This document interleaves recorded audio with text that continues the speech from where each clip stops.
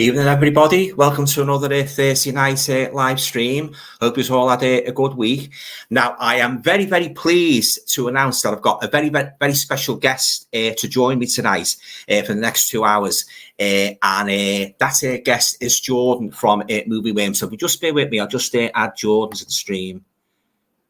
Hello. Hi, Jordan. You all right, mate? Can you hear me, Alan?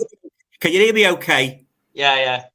Oh, that's good. Yeah. I always like to ask before I start, because when I first started doing it, I had a couple of teething problems. So I want to make sure that, you can hear me and everybody watching. So you can see and hear me all right. Oh, smashing. Yeah, I can hear me. It's a little bit low, but I don't know if that's my speaker on my phone, but I can still make it out what you're saying. Oh, right. Okay. Yeah. I got just the camera angle, because I'm working in the back kitchen at the moment. So, I've got like an external camera, So, let me know, Jordan, if there's any problems at all, Okay. Well, I usually use these headphones every time I'm on the stream, but they don't seem to be connecting. So. Oh, right. Yeah. Oh, well, I'll just have to listen to you through my phone. All right. As long as I haven't become the invisible man, managed completely off the screen, Oh, no, I can see you.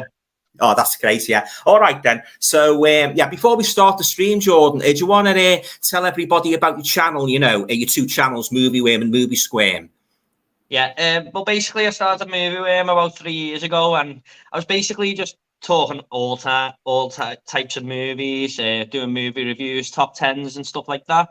Yeah. Doing all kinds, really. But I kind of realized a year ago I kind of wanted to just do horror a little bit more, and so I've made a separate channel just for horror now, which is called Movie Squirm, which sort of ties into the Movie Worm name a little bit. Yeah. I'm running two channels side by side. The Movie Worm one is going to be sort of kept to just what I've watched at the end of the month and sort of Blu-ray stuff. But the Movie Squirm one is going to be a lot more movie reviews and top tens, but all to do with horror, basically. Oh, that's great. Yeah, I've watched a couple of videos, by the way, and I've enjoyed them. Yeah. So, so well done anyway. Yeah. All right, then, viewers, before we get into the comments, I'll leave a link down below to Jordan's two channels. So, if you want to go and subscribe to him, I'll leave the link down below. Yeah. All right, then. So we'll get to the comments tonight. See if we've got in the room tonight. Yeah. Okay. So the first comment is from Am I Dead? Yes. Hey, Alan and everyone. You okay? Thanks for turning up. Nice to see you. Hi, mate. You okay? Kevin's here. Hi, Alan and everyone. You're right, Kev. Thanks for turning up. Hi, Kev. Right. Lewis's Nightmare. Hey, Alan. Hope you're doing well, mate. I'm not too bad, thanks. Hope you are as well. Hi, Lewis. Pseudo Affinity Miles, is that? Yeah, Miles, yeah. Is that the dude off the Wanted poster? What he means by that? Either way. If he means the film Wanted, I've never been told I look like James McAvoy, if that's what he means, but I don't know. I haven't seen that movie Wanted. Is it any good? Yeah, it's not bad. It's a bit silly. The bending bullets and stuff like that. Oh, yeah. Oh, right, okay. Brian's here again. Hi, Alan, everyone. You okay, Brian? Thanks for turning up, mate. Hi, Brian. Right, so scroll down. I've got a couple of movies here, by the way, I've watched over the last couple of days. I'll show you some later on. Yeah. By the way, Alan, just want to say thanks for having me on, by the way. I didn't get to say that before, but cheers. I really appreciate it. Yeah, and I'm very glad. It's been a while since I've had guests on and that, But as I say, when I first started last time, I had a couple of teething problems. So I left it for, getting everything right with the StreamYard and that. Because sometimes it's got an annoying tendency to behave awkwardly, be it the sound, be it the visuals and that. So that's why I asked you before, is everything okay before we start? Because I hate to sort of... It's weird, isn't it? Oh God, yeah, it does my bloody head in. Really does. I like everything to be perfect and that, It's like when you're going to go on a theatre and perform in a show, you don't want any hitches, You want everything to be spot on, Yeah. Pseudo Affinity Miles. Hey everybody, you okay?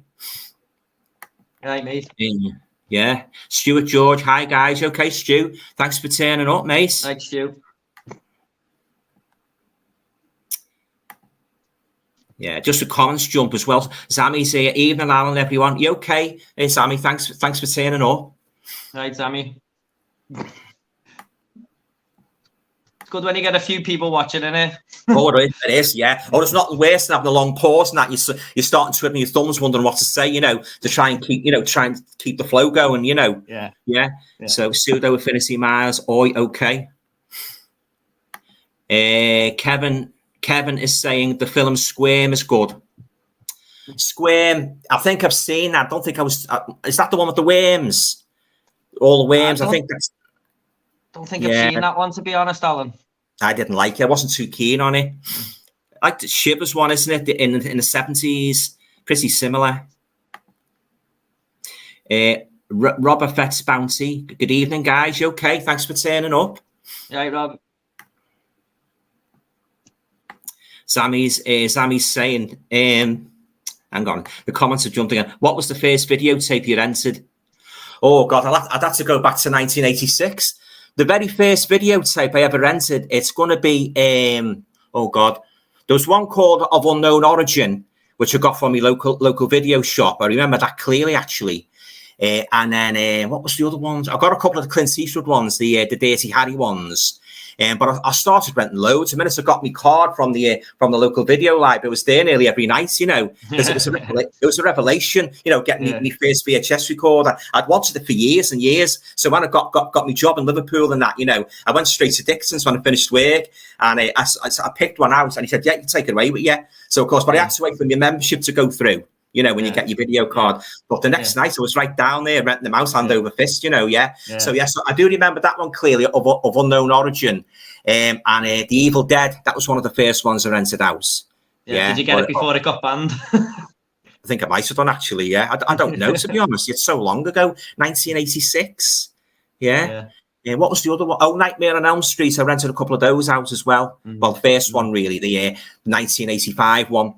Yeah. Because I bought all them when they all came out on VHS. I snapped all them up when I had my video. But of course, I've got the box set now, all of the movies and that. I only really liked the first three. After that, I didn't like the comedic elements in it. But you got into horror, didn't you? By one of the later Elm Streets. Yeah, all my friends in school had watched Freddy and stuff, and I didn't have any idea that horror movies even existed then. And I was like, okay, I've got to watch this film they're talking about. What the hell is this? Yeah. And, I asked my mum and dad for years if they let me watch it, and they wouldn't really. But then one day my dad just come home and went, "Look, I've caved in. Is A Nightmare on Elm Street," and it was the third one, weirdly. The third one, the and Dream I watched Warriors, it over and over, and that's why I've got a horror channel today. So it's a good one. Freddy Krueger's the reason I love horror, really. Yeah, well, that was basically an expansion, wasn't it, of the first two movies? Now, I can't understand. I don't know what you think, Jordan. I can't understand why part two gets a lot of hate, because I love that one. Yeah. He's a bit more. He's serious in that, isn't he? Jesse and that, in the house and that. But I know Nancy wasn't in it. But I don't understand why a lot of people hate it, because I love it. I think it's a really good one. I think I don't know if it's to do with Freddy possessing Jesse and stuff, and it goes a little bit weird with the storyline and stuff. But that's my favorite version of Freddy Krueger, because he's definitely at his darkest in that one, and he doesn't really tell many jokes or anything. It's all really serious, and he's really scary. Right. And I watched that. I done my top 10 horror opening scenes the other day on my channel, like one of the first videos I done, and I rewatched that Nightmare on Elm Street 2, the opening on the school bus, and it still freaked me out. So I know. Scariest one, definitely. Yeah, they end up on that thing, don't they? Like press and the bus is like tossing them like that. Oh yeah, that's one of the most memorable scenes that in 1980s horror for me. But I love the first three movies and that. But once I started watching like Dream Master, they sort of went down for me, I mean, but I love the first three. Go on. It's my favourite horror franchise, but I do agree that 4, 5, and 6 aren't very good at all, especially 6. I didn't mind New Nightmare. I like Wes Craven trying to shake it up a little bit there, but 4, 5, and 6 definitely goes downhill, definitely. Yeah. But the three classics, the first three, though, aren't they? Absolute classics, Right, so the comments, let's see what we've got. Right, we've seen that one, haven't we? Gina's here. You're right, Gina. Hey, Alan, everyone. Thanks for turning up. Always nice to see you. Pete's here.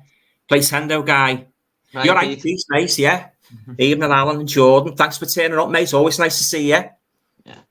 I was watching Scott's stream the other day, Peter, and it always gives me a laugh on a Friday night, that one.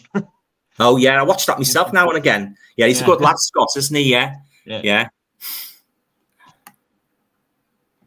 Stuart's here.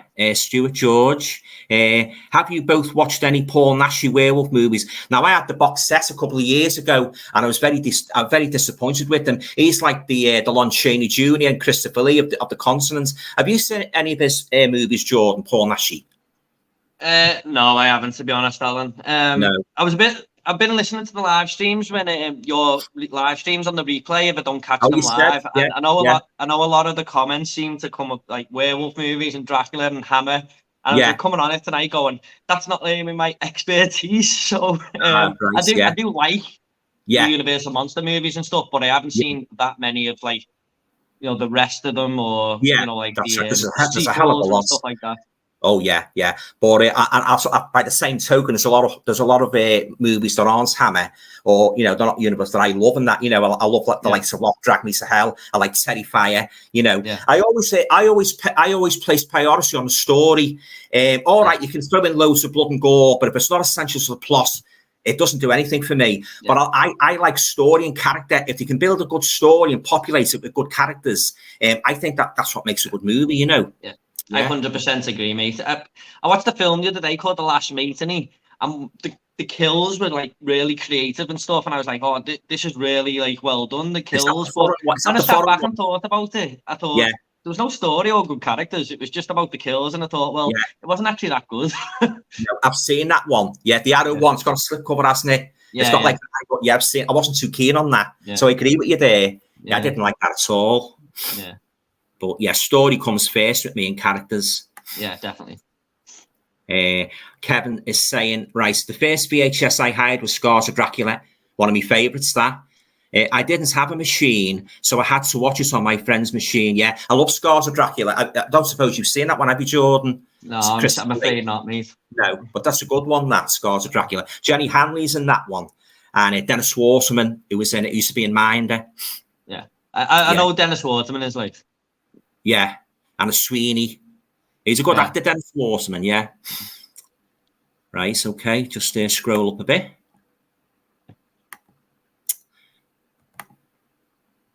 Right, Am I Dead Yet is saying, I remember when I was very young, my local post office used to rent videos out.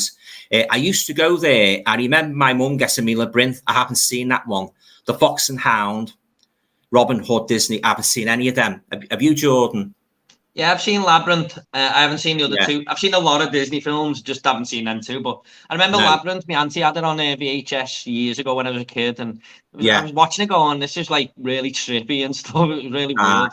Yeah, I haven't seen it for a long time though. Yeah, I don't think it'd be my cup of tea, that, to be honest with you. David Bowie's in it. Oh, David Bowie, yeah. Sammy's saying, I love the pre-sale tape. I love the pre-sale tape trading days. Everything was up for grabs. The pre-sale certification tape trading days, yeah. Oh, yeah, basically like movies that you couldn't get quite. I presume he means movies you couldn't get all that easily. Is that? Does he mean like before all the 18 and 15 ratings come in? Is that what he means? Yeah, is that what you mean? I'm just guessing. But... Yeah. Dr. Impossible's here. You okay, Doctor? Always nice to see you.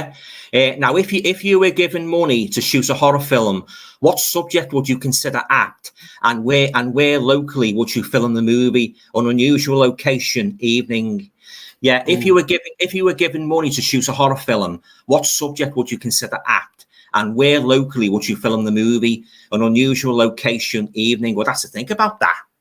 Because horror can be set in the daylight. Horror can be just as terrifying in the broad daylight as much as it can be at the night time. You know, crumbling castles and that. What do you think, Jordan? Do you think horror can be in any setting, can't it? That is a very good question. Yeah, it is, isn't it? Yeah. I mean, my favorite type of horror is slasher movies, but I'd probably do something like that, but maybe with a bit of a twist. But regarding the location. I don't know. I mean, you'd have to think about. I don't think I've seen many slasher movies that take place on a plane, so I think that could be interesting. No. But... yeah, different location. Yeah, yeah. I've got a good airplane one. Plane of the Living Dead. That's a good one. Where they have this sort of like thing in the cargo. It's like a virus, and it affects everybody. And all turn into zombies and that, and they all rampage all over the plane. It's got a couple of titles like Flight of the Living Dead. Flight of the Living Dead, yeah. Yeah, that's a good one, that. Yeah. Someone's recommended me that on my channel. I've got it on my watch list, like, but I haven't seen it yet. Yeah, it's good, that. But that is an interesting question, that, and quite a difficult one to answer, because horror can come in all forms and that, you know. I think it was James Herbert that said once, you know, the British horror writer James Herbert, who wrote The Rat, he said, like, sometimes I set my horror on a bright sunny day, you know, there's no crumbling castles, there's no dark mysterious houses. He said horror can happen anywhere, you know, any time of the day or night. Yeah, and I think he had the point, really, you know, because Stephen King, he sets his films and stories in some of the most everyday locations. Oh, by the way, I watched your video about Stephen King on screen. It's very good. Yeah. It was very good. Yeah, I enjoyed it. Yeah. Cheers. But that's it. Yeah, but you're right there, Alan. I do like when horror just comes from like an everyday sort of thing, and it, you know, elevates like a simple task going through the day, and it's twisted and turned to horror. I like all that, and Stephen King definitely does that. Definitely. Oh, yeah. I've been reading him for years, Stephen King. The very first Stephen King books are, well, the first two were Carrie and Salem's Lot. They were the very first two, and then The Shining and that. But the last couple, I'll have to be honest with you, the last couple of books I've been profoundly disappointed with them, like Fairy Tale. You know, I don't think I finished that one. And then there's another one as well. You know, the Mr. Mercedes trilogy. Have you seen that? No, I know they made a TV show and stuff, but... Yeah. I didn't like those two. I liked the first one. I didn't like the second ones. Like, I didn't like the story. It was very slow, you know. Yeah. But the first I must admit, Alan, I haven't read many of his books, but I'm more going off the movie adaptations, to be honest. But I have read it. I made sure I read that one because I grew up with that film and stuff. Oh, yeah. The detail he goes into, I really like it. Like, my dad said it sort of puts him off a little bit, the detail he goes into. But I like that. It really sets the scene. So that's right. Yeah. Oh, it's a tiger tank of a book, isn't it? Whopping paperback like that. It took me a few weeks to get through that. Yeah. I've pages. You might know this if you've been watching my videos. I've only got one problem with that, and that's the ending. I thought that the giant spider. You know, I enjoyed it right through. You know, don't get me wrong. I love the story. I love the character Pennywise, but the ending. You know, I'm afraid it was a bit of an anticlimax for me. But what can you do? Yeah, you know, I definitely agree with that. Definitely. Yeah. The giant spider in the cave. Like, I was expecting to be sort of like this big demonic shapeshifter, you know, and like really sort of like gobsmacked in that when you saw it and that. But giant spider. And I know a lot of people think that as well. You know, they share that opinion. You know, they're quite disappointed. But I love the shapeshifting clown. You know, I think he's fantastic. You know, Pennywise. Yeah, it's just the ending, but otherwise, it's one of his best stories. It's like he couldn't come up with the ultimate way of making this thing, so he just went, "Oh, a lot of people are scared of spiders. I'll just do a spider." Yeah, and Under the Dome as well, where the town got sort of like they couldn't get out of this dome and that, and you wondered what it was. It was a bloody alien, a spaceship shining a beam down. Yeah. So, but I tell you what, a lot of his short stories are better than his novels. I've read some really. The Boogeyman, for instance, what I told you about, that's real creepy. That one. Yeah. It's all in an office, isn't it? The story, just a short story. That's right, yeah. And one called The Man in the Black Suit, where I heard you talking about that the other day on where the guy's fishing. God, that's creepy. That you couldn't read that late at night. Yeah, it made me want to read that when you were talking about it. To be honest, Alan. Yeah, The Man in the Black Suit. It's a good one. That But and he's wrote a lot of non-horror as well, hasn't he? Besides the horror, he's wrote a lot of non-horror. Yeah. It's good the way you can do horror so well and then just do a totally different genre so well, like The Body, obviously Stand By Me and stuff. Oh, Stand By Me, yeah. I like Christine. I love that one. I haven't read the book, but I love the film. Yeah, Pet Sematary, that's a good one. Yeah. Although I didn't like the remake. But I love the first one. And in regards to Salem's Lot, I love the David Soul one, the 1979, especially the part where the kids at the window like that want to come in. That's brilliant, that one. But they're making a new one, aren't they? I believe so, yeah. Didn't it get delayed or something? Sorry? Has it been delayed or something, I heard? Yeah, it's been held up like in that, but any day I'm expecting to see the trailer, so I'll probably check it out, like, you know, but I won't build my expectations up too much, like, because a lot of these remakes have been profoundly disappointed in, you know, so I just sort of, I'll play it by ear, you know, see what it's like, because sometimes, like, when you watch a vampire movie, they're a bit corny, because you can say, like, they're sending themselves up here and that, you know, and he put a lot of gore in and that, you know, but yeah, I'll see. I'll give it a try. Like, no harm done. We've got Kevin here, and he's saying, pre-sale tapes still fetch a lot of cash on eBay. Oh, Chestnut 7. Hi, Alan. Computer is working now. Hooray. Good evening, all. You okay? Thanks for turning up. Cheers. Yeah. Hope you've had a nice day.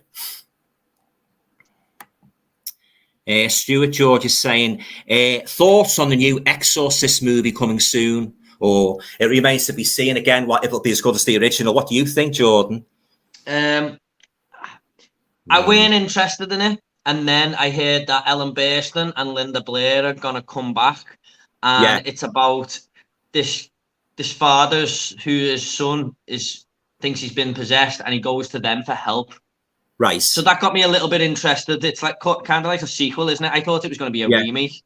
Yeah, I did. It's like a legacy sequel. So that got me interested. But then I heard a lot of people on the test screenings didn't like it. So, oh, right. Yeah. It'll be meant to be seen, won't it? Like, they're going to reprise the roles then, from what I can gather, aren't they? Ellen Burstyn and Linda Blair, they're playing the same characters. Yeah. But the sort of like, yeah. So again, that's what got me interested a little bit. Yeah, because that's a classic, that, like, isn't it? Yeah, I can imagine in 1973 when it come out, or 70, that can be terrifying, because I think religion was a big, like, it's still a big thing now, religion, but I think a lot more people were definitely into religion back then, and I can imagine it seeming very, very real for them and stuff like that. So, well, I'll tell you the story about that, Jordan. 1973, when that first came out, it came out around about Christmas in 1973, initially in America. But my mum was working at the time. She's working in a factory, and she came in because she said, like, oh, all the girls at work have been talking about this movie. Oh, it's supposed to be the most horrific movie that's ever been made. And she went into a little bit of detail about it. It's called The Exorcist, and everybody was talking about it. And even in our school playground, all the lads used to talk about it, and that I dared to go and see The Exorcist and all that. It was a big talking point, like from late 1973 to early 1974. And have you seen the original paperback cover? But Blatty wrote it's like a black cover, and it's got a face all blurred on the front. God, when I was a young lad, that's put the willies up me. Oh, no, I did have the book, but it wasn't that cover. It was just a cross on it, so it was probably a redone cover. Yeah, but, no, I haven't seen that one. Yeah, it's been done hundreds of times since. Like, but the very first book of it, and that, oh God, real creepy. I have to give that a little Google after the stream. Yeah, the original one, it's all in black and that, but it is creepy, like, And I haven't read the book. I haven't read all of the book, but the passages I've read are quite hair-raising, quite graphic, like, But it caused a sensation when that came out. Yeah, I've heard the stories. Oh God, Chestnut saying, good evening, Jordan. Sorry, mate. No worries, mate. Right, Kevin saying, come up to Durham and shoot a movie in Lumley Castle. Oh God, I haven't got a car to make it up to Durham. Have you ever been to Durham, Jordan? I haven't, mate, to be honest. No. I don't think, no. Sorry, Kevin. Yeah, remember that series Most Haunted? They used to go all over the country, didn't they? All these like weird castles, what I've never heard of, and that, Yvette Fielding and Derek Okora. They used to go all over. And that was bloody, what's the name? That, it's just as I watched a couple of episodes of it. As soon as you go in, did you hear that? As if the ghost would make a special appearance and that, But oh God, Yeah. My wife still reads them Haunted Liverpool books all the time. She's like, I think she's got about 20 of them or something. She's on like number 17 now or something. Tom Slimmon. Yeah, I've got them myself. Yeah. Some of them like it a bit, a bit far-fetched, I think, But then I always find it interesting though when it like a little story comes up where somewhere where I've lived. Yeah, exactly. Yeah. Like a couple of the haunted hospitals and that, where you've seen like ghostly nurses and that, So some of the stories are quite interesting, but then, as I say, you get the ones that are a bit, I don't know about that one, But you can tell someone just made it up. That's it, isn't it? Yeah, they're that far-fetched. Spring-Heel Jack, it pops up a lot, if you pardon the pun. Spring-Heel Jack. Yeah, because my mum used to tell me he was actually on the Wirral years ago, because my mum's mum heard stories about him. People had actually seen him on the Wirral, I've never heard of him, Alan. Yeah, Spring-Heel Jack. Yeah, he's like an urban legend and that. You're interested in the urban legends like Bigfoot and all them.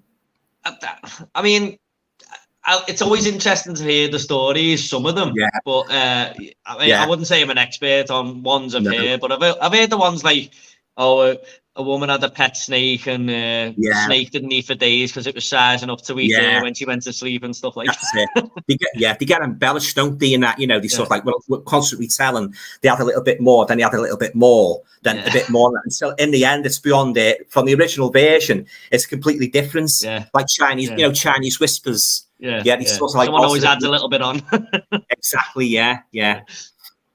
Right. Next comment is Thanks, from Kevin, by the way. Yeah, Fazbear Brothers. Good evening, all. You okay? Thanks for turning up. Kevin, Lumley Castle. Oh God, he's serious about Lumley Castle as haunted, guys.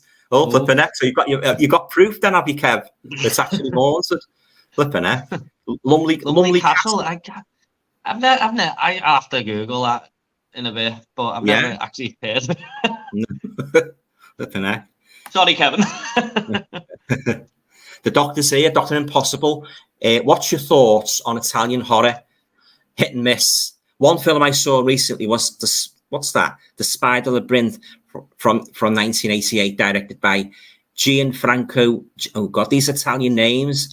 Gianfranco Giovanni. What's a film? Serial killer and scientific experiments. I haven't seen that one. Have you, Jordan? You seen that one?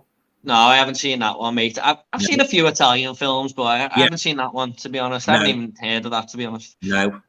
I've got a big book, but I've got a couple of books, actually, big volumes on Italian horror and that, and some of the movies, like, I've never heard of, very rare ones, That's what I like about a Blu-ray collecting and that, you get a rare gem. You're sort of like, you're browsing through Amazon or you're browsing through Amazon Germany, and you come across this movie, what leaps out at you.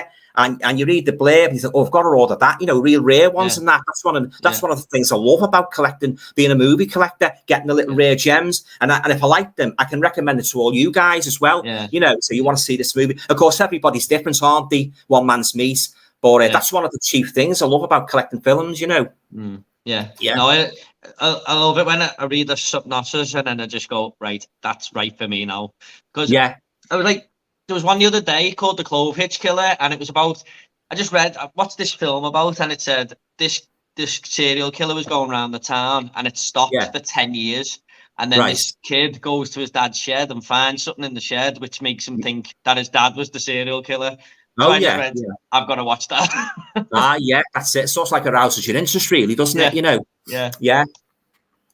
Well, I was just looking at this Lumley Castle, Alan. I just got it up really quick, and it does look a bit creepy. I don't think I'll be going there then. That's something I would like to do. As much as I love horror, watching ghost movies, it's never really appealed to me. Because I've been asked a couple of times, would you like to go on a late night ghost hunts and that?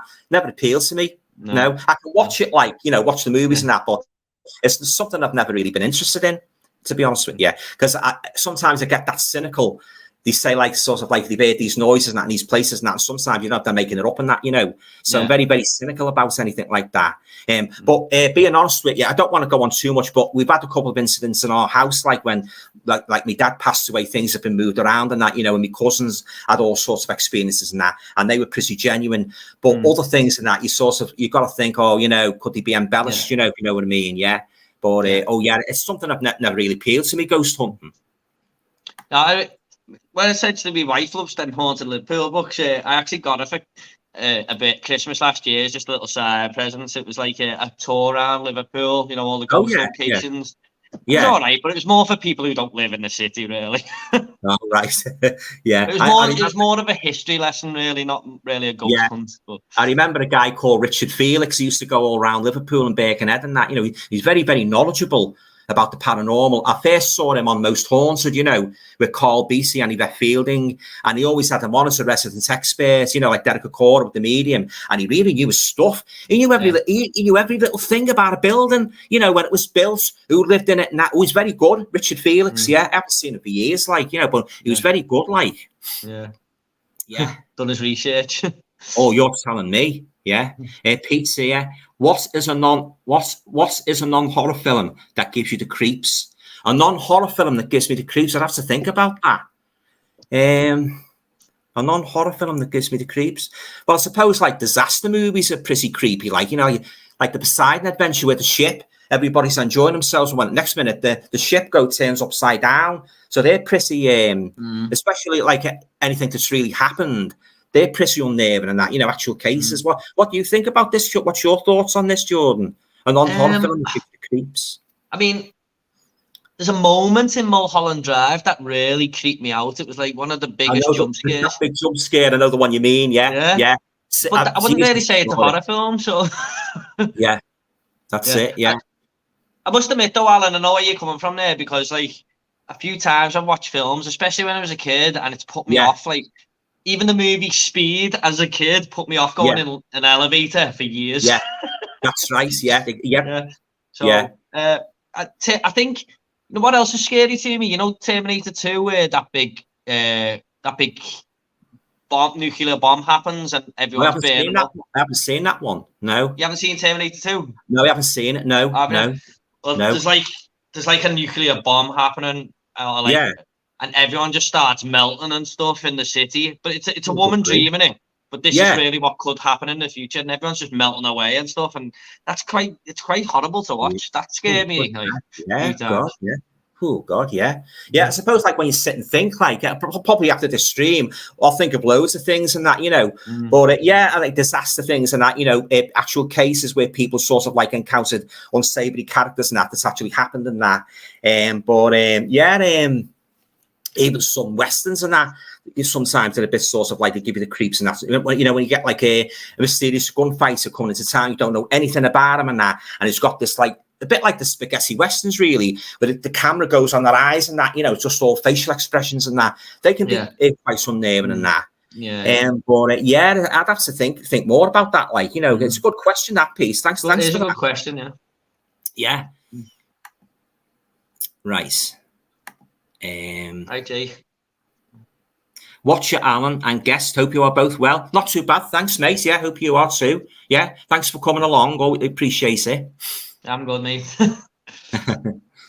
Leo Priscus, do you guess like the original Poseidon? Do you just? I presume that's just as he's put G. I think he means guys. Do you guys? Oh yeah, like the original Poseidon or the remake? I like the original. I like the original one. I've only seen clips of the remake. What about you, Jordan? Do you like the Poseidon Adventure? I've never seen it, Alan. I've just heard you talk about it then, and I think that's the first of it. I don't sound very knowledgeable here tonight, do I? The Towering Inferno. That was another one, wasn't it? Where the thing went up in flames. Steve McQueen. Yeah. I've never seen that, but I've always seen it about went on DVD and stuff back in the day and VHS. Yeah, I never actually watched that one. Yeah, I tell you, getting back to non-horror movies, Jordan. I tell you what really disturbed me. The first two Death Wish movies. You know what they've done to his family. I thought that was terrible. Have you seen all the Death Wish movies? No, I'm aware of them though. Wasn't there a new one with Bruce Willis? Yeah, I haven't seen that one. But oh God, especially that second one. Yeah, but the first one was bad enough, but the second one was even worse. And you really felt for him when he went on the rampage with the gun, you know. And I believe, like, when that was shown in the cinema, everybody was cheering Charles Bronson on when he went after the crooks and that. You know, did he kill his family or something? Yeah, his wife and that, you know, his daughter died in the second one, and then he attacked his maid as well, and that raped her and that. He really goes on the rampage. That's one of my all-time favorite crime movies. That Death Wish. I should have watched that by now. Yeah, it's good. Charles Bronson. He's a good actor, Charles Bronson. Yeah. He made he made quite a few movies with his wife as well. Jill Ireland. She was in quite a few movies with him. But I love Charles Bronson.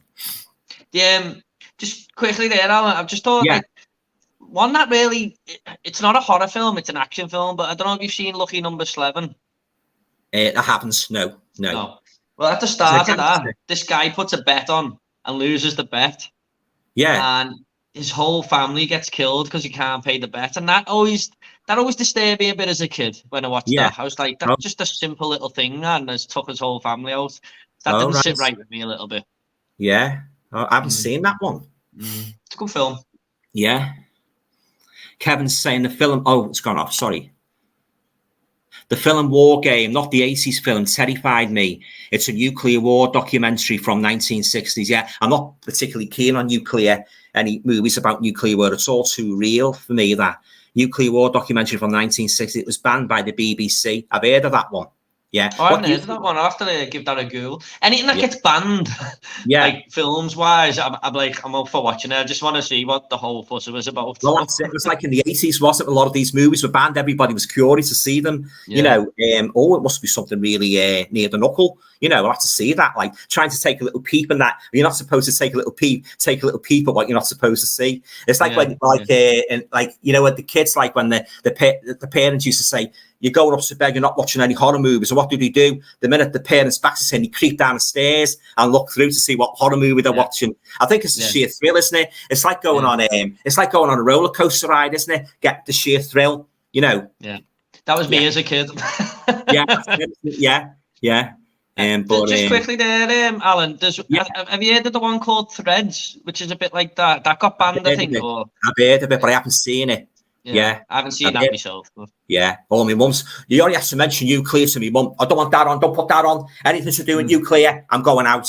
It's too real, isn't it? No, yeah, I'm not too keen on them myself. Actually, you know, I think they're very depressing. You know, my mum doesn't even like that. And I love it. The Charlton Heston one, when he's the last man on earth, the Amiga man. She doesn't that. I've never seen it, but I know what it is. Charles Heston, yeah. Will Smith made the remake. I Am Legend. That's the one. I Am Legend. Yeah. But I love the Charlton Heston one, the Amiga man. But even that, you won't watch that. Like, but he was good in Planet of the Apes. Charlton Heston. Yeah.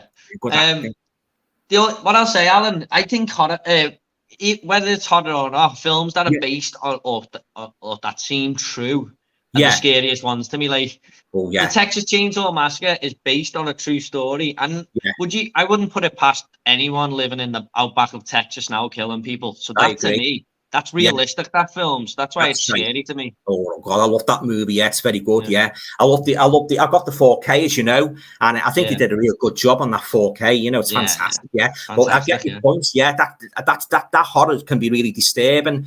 You know, the likes of even like killers from years ago, like John Christie. You know, people like that, and the Astabath Killer, like they actually happened, and they've got their figures in the Chamber of Horrors, and they are particularly disturbing. Anything based on truth is it really does give you the heebie-jeebies. Yeah, you've got a point there.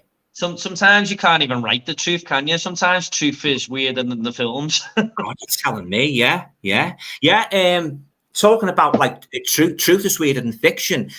Have you heard of an island called the Island of the Dolls? No. Well, it's supposed to be this island. I think it's in the Gulf of Mexico, and there's hundreds of dolls on the island. And they don't know where they came from. You know, they've got all these different theories and that being bandied about, but they don't really know for certain how all the dolls got there. And he made a movie of it, and I've sent for it on eBay, Doll Island, and that. Oh, right. So I'll do a review of that when I've watched it. Yeah. So truth can be stranger than fiction. You're right. I haven't heard that one. Yeah. Kevin's saying, I saw Death Wish in the cinema in the early 80s, and you're right, people cheered. Yeah, he did. Yeah. It's very good, like, really good. Very gritty movie. Cheering when they're getting his revenge. Yeah, yeah. Yeah, like they were watching like a big musical act, you know. And he had this sort of this bag as well, and I think it was golf balls. I think it was golf balls or snooker balls. He put them in the bag and he whacked the criminals over the head with them and that. Yeah, it's good. I've seen that in the film Scum once. Oh, Scum. Yeah, that was the 1979 one, I think. Yeah. I've seen clips. It was about Borstal, wasn't it? Yeah. Borstal. Yeah. Right. Walk On Always Believe is saying, glad to hear you're both well. I'm okay, thanks. Not long come back from the Heron Foods. Picked up some almond flapjacks and some tip tops to cool down. I haven't had a tip top for years. I was addicted to them when I was a kid. The long tip tops, the icy tip tops. The Mr. Freezers.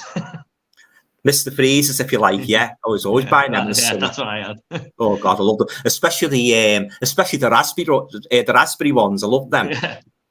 Alan, I don't want to get you started on the weather, but all I've done for the past few weeks is eat lolly ices. Oh God, yeah. You know my thoughts on that, don't you? Oh God, you know my thoughts on that. Never like it makes me ill. Get headaches with it. Can't sleep overnight. You know, and I do prefer I don't mind the sun. It's got a bit of a breeze. You know, it's all right. You like September. It's like you get you can get some like autumn days, can't you? When the sun's out, you get a nice cool breeze and that. But I can't stand the close temperatures. Yeah. So everybody's different, aren't they? Yeah. Right, we've got the doctor here. He's saying another country that produces underrated horror was Japan. I remember seeing Sweet Home, a Japanese horror film that inspired the Resident Evil craze. I haven't seen any of the Resident Evil movies. Quite creative. Seen any Japanese horror? I've seen a few. Yeah, the Grudge movies, I wasn't too keen on them. I didn't mind The Ring. I like The Ring, but I do prefer the Naomi Watts ones. What about you, Jordan? Are you a fan of Japanese horror? Yeah, there's a lot of good Asian cinema to do with horror there. One that stood out to me, I think it's Japanese, was Audition. I don't know if you've seen that one. Oh, is that the one where she injects him with the needle and he's paralyzed on the floor? Yeah. Like, I know I've got it on their label. It's worth a watch. Well, have you seen it, Alan? Have you?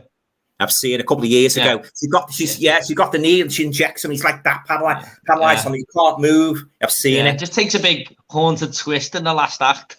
It's a couple of years since I saw it, but I do remember that scene. It sticks out vividly in my memory. I've seen quite a few actually. It just can't really come to mind now. But no, there's a lot of great Korean as well. It's like Asia do a lot of great cinema, to be honest. But I think the most famous ones are like The Ring, aren't they, and The Grudge and stuff. I wasn't massive on The Ring. I thought it was okay. I thought The Ring 2 was one of the worst films I've ever seen.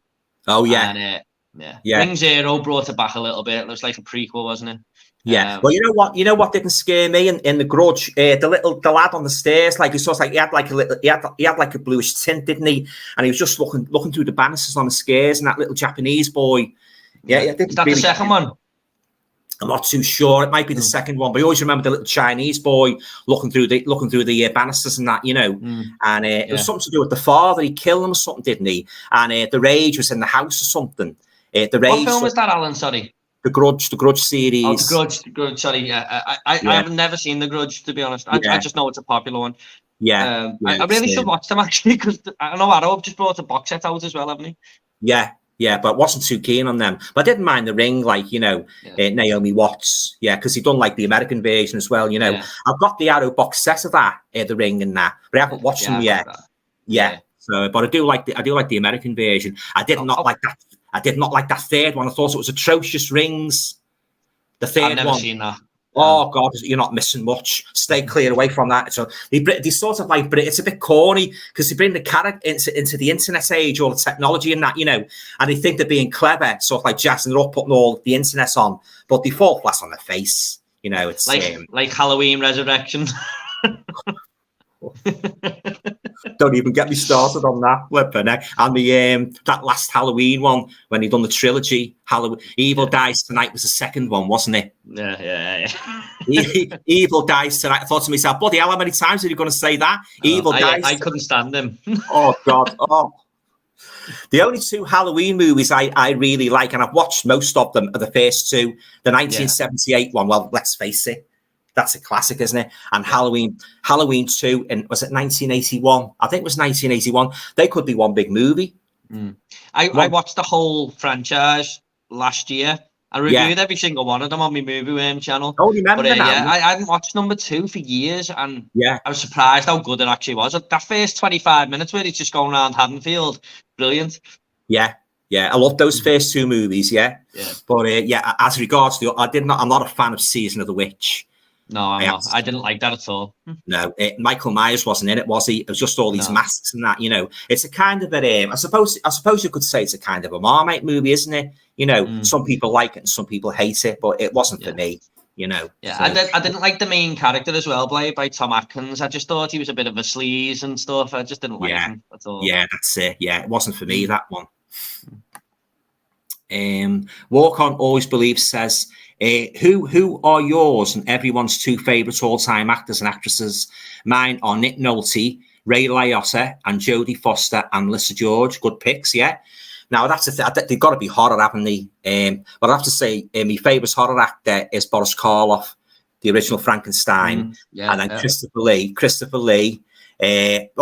Vincent Price. I've got loads. Lon Chaney Jr. People like that. Peter Lorre. Vincent Price. He had one of the most unique voices I've ever heard in horror movie history. Vincent Price. As regards non-horror, I'd have to say Charles Bronson, Clint Eastwood. I like Roger Moore as well. He's a good actor, Roger Moore. Yeah. Naomi Watts, as I said before. I like the girl who was in Last Night in Soho. Is it Anna Taylor-Joy? I like her. Anna Taylor-Joy, yeah. I like her. Yeah, that's right. Yeah, but there's so many. Yeah, have you got any particular favourites, Jordan? The horror first. For horror, I'd have to go with Robert Englund just because he played the iconic Freddy. He's my favourite horror icon. Yeah, he plays the character so well. But I know he's not really acting; he's just doing the voice. But I love Brad Dourif as Chucky as well. I just love his voice. Right. Brad Dourif, yeah. Non-horror. I love these upcoming actresses now though are in a lot of horror, like Mia Goth. I know you didn't like the film Alan, but she's in a lot of horror now. She's in the sequel Pearl and stuff like that. Yeah, really like her. Anya Taylor-Joy is another one who's in quite a bit of horror as well. So I'd go with them. But non-horror, it's definitely Al Pacino and Robert De Niro are my favourite actors. Definitely. Oh yeah, they're good. Them on the I like Robert De Niro in the remake of Cape Fear. He's good in that. The Martin Scorsese one. Yeah, it's very good, that one. Yeah, because the old one was Robert Mitchum, wasn't it? He made an old one, then he remade it with Robert De Niro in. Was it that Night of the Hunter? Yeah, Robert Mitchum. Was it called Night of the Hunter? Yeah, but then he made another one called Cape Fear. So people get them. Yeah, because some people think they're the one film. Because you've got Night of the Hunter where he plays like a preacher and he's a bit of a psychopath, and then you've got that one Cape Fear. So they're two different movies, but a lot of people think I know what you mean. A lot of people think they're the same movie, but they're different movies. But I do like Robert Mitchum. Yeah, I watched Night of the Hunter for the first time. I think it was this year. Because I got the Criterion. I actually won the Criterion in the competition. Thought it was really good. He was brilliant in it. Yeah, he's a good actor, Robert Mitchum. He's been in some good war movies as well. One of the best, I think. Right, we've got Roberts online saying, what movie had Tom Pertwee, not related to John Pertwee, is he? Doctor Who fame. Ingrid Piss, he wears a cape. Oh, I know this one.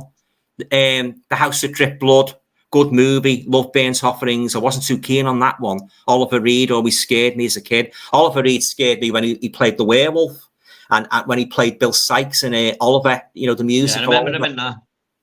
He's very good in that. Yeah, but Tom Pertwee, is he related to John Pertwee? Have you got them mixed up there, Robbers? I know John Pertwee was in that one with Ingrid Piss when he bought the vampire cloak and it turned him into a vampire. That might be the one you're referring to. So, but yeah, that's a good one. That's the one you mean. That's a good one. That I love me. As you know, I love that one. the horror anthology movies. I'm a big fan of them. Have you seen many horror anthology movies, Jordan? I've seen creep shows. I've seen a couple of them VHS films. But you haven't seen I love the show Black Mirror, which is half horror, I suppose. That's an anthology series. Yeah. You know what, Alan? I must admit, I think that's the least subgenre I've watched out of all the horror subgenres, to be honest. Is it? Yeah. Oh, I love it. Yeah. But I do enjoy them when I see them. Yeah, different stories and that. And talking of anthologies, I've got something to show you here. It's been on the TV actually. It's a series called Inside Number 9. Me dad loves that. Yeah. I must have left it in there, but I've got the movies here anyway. Yeah, but it's inside. I'll show you them in a minute. Inside Number 9. It's all different stories. Yeah. The first ones I've been very impressed with, so I bought the whole series. Yeah, I heard you talking about them the other day, and my dad is a big fan of the show, and then we were talking about it in work on the break because I work with my dad, you see, and this fella was talking, and I'm definitely going to watch them now. Definitely, I've seen the first one, the very first episode. I think it's called Sardines, where they're playing hide and seek. I haven't seen that one because I started at series 8 with the quiz show. Okay. Yeah, the quiz show, and what an ending to that! And then the woman that goes on the dating site, she's looking for a partner, another twist ending as well. Always with the case with these anthologies, you might get a couple of turkeys, you know. Yeah. So not all of them were good. You know, it takes an exceptional series for every single episode to be good. But most of them, I'm pleased to say, they were highly enjoyable. Yeah. So I'm going to go through them all, every single one. I'll probably do a rating, you know, once I've watched them all. Yeah. It'd take me a while, like, that's what I've done with the Hammer House of Horror TV show. I've done a rating for each one, so I like doing the ratings and that, the top 10 and that, you know, top 10 things like, the top 10 things I like about Wolfman, top 10 things I like about Dracula, top 10 modern horror movie actresses, you know, things like that. I love doing the top 10s. Yeah.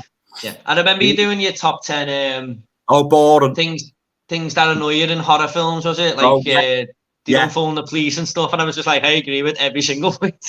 That's nice, And when they're running through the woods, they always seem to trip over at the most awkward moments and that, you know, and they're like that. Still doing that today. The most ridiculous scene, I think you might know what I'm going to say. The most ridiculous scene I've ever seen, I can't remember the movie, but it was a creature feature. The most ridiculous scene was where this girl, there was like this monster, and it was like the creature from the Black Lagoon. And I think she was with her boyfriend and he's walking towards her like that with his hands out, ready to grab her. And what do they do? There's loads of space behind them. They try and get round the creature. They run towards the creature. Of course, he grabs them, doesn't he? I thought, that's bloody stupid, that. You know, instead of running away, you know, turn as you would in real life, you'd leg it, wouldn't you? You know, someone's obviously. Like that. Yeah, they just what they're trying to. Except they're playing football, they're trying to score a goal. You know, trying to get past the defender. Oh bloody! I thought this is rubbish. This, you know. But Alan, they done one in Halloween 2018. I think it was. It was either that. Yeah. No, I think it might have been Halloween Kills with that Evil Dies Tonight fella. Michael Myers is coming down the stairs.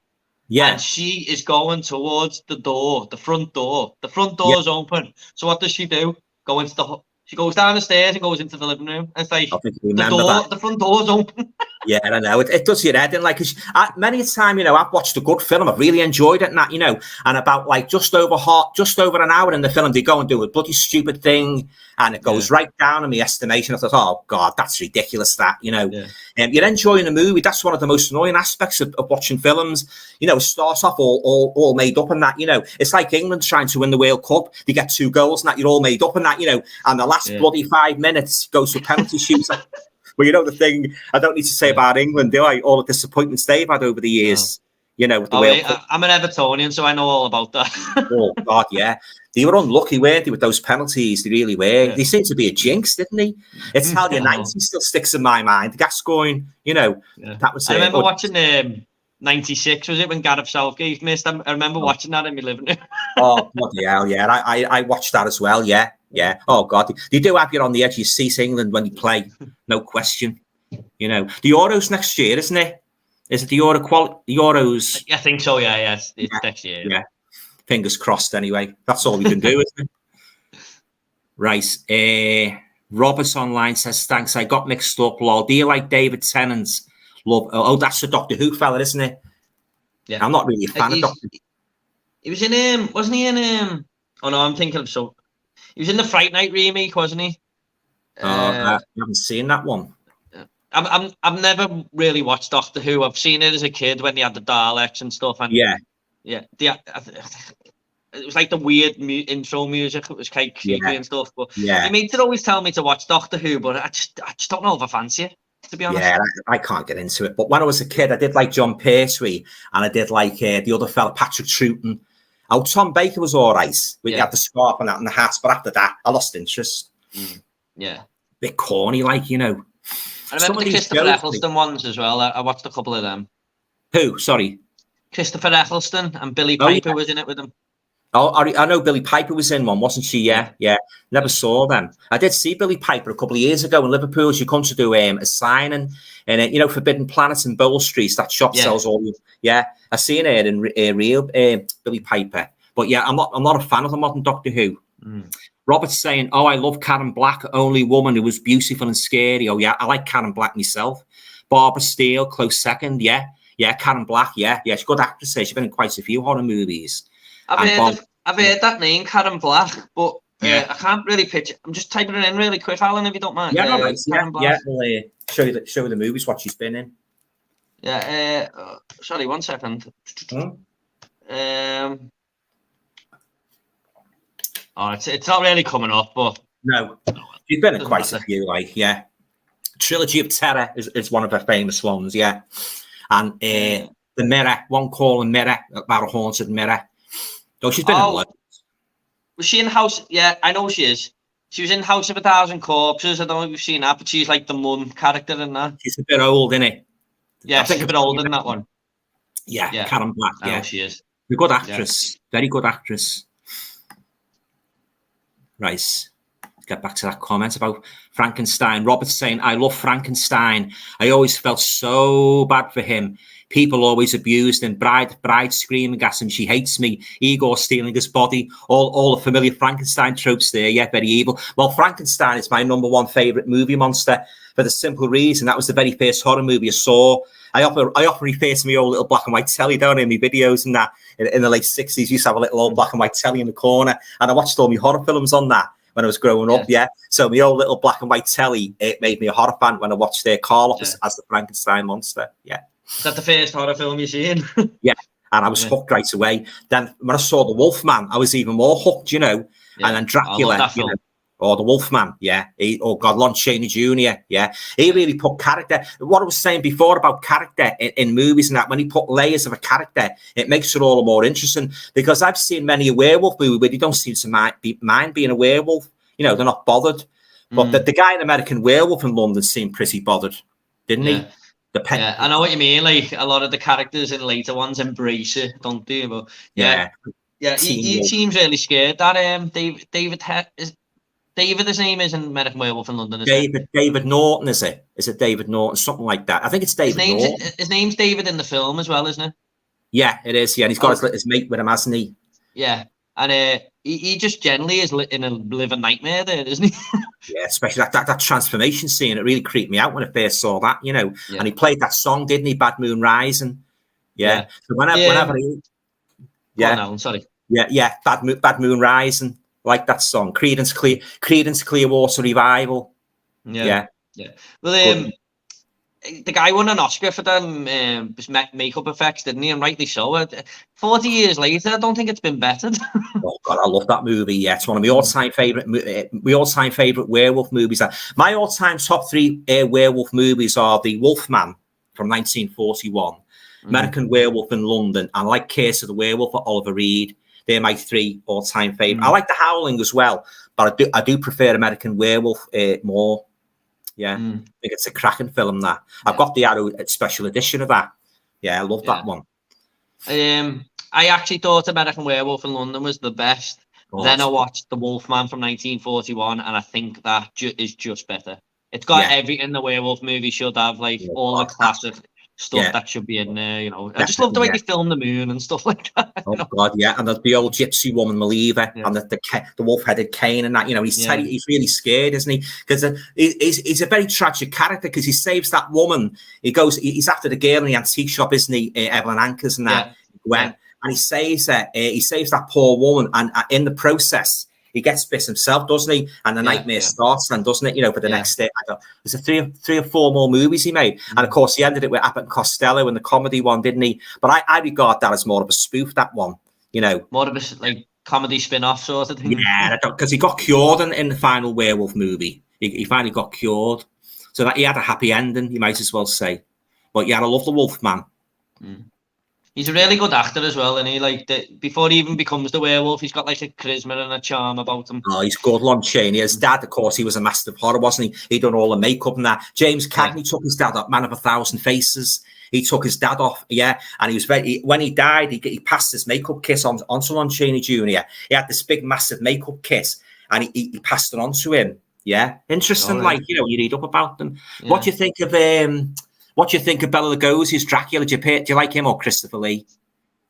To be honest, Alan, I wasn't a massive fan of the film Dracula. I've got the Universal Monsters box set, and that one and The Mummy were the ones that really didn't do anything for me. I mean, I preferred the Dracula over The Mummy, but I definitely preferred The Invisible Man, Frankenstein, The Wolfman, stuff like that. Yeah, he was good in the role, though. He looked the part and stuff like that. Yeah, but Yeah, I'm not. To be honest with you, I'm not a great fan of the Mummy films. You know, I don't love them as much as I love the Wolfman, Frankenstein, and Dracula. I love the Invisible Man, Claude I Rains. thought that was really good, The Invisible Man. I love that one. Yes, fantastic. Yeah, and I do like my creature feature movies as well. I like King Kong. I think that's a classic. Yeah. Godzilla. I like Godzilla, but then there's been so many, hasn't there? You know, I know they're remaking them all now and everything.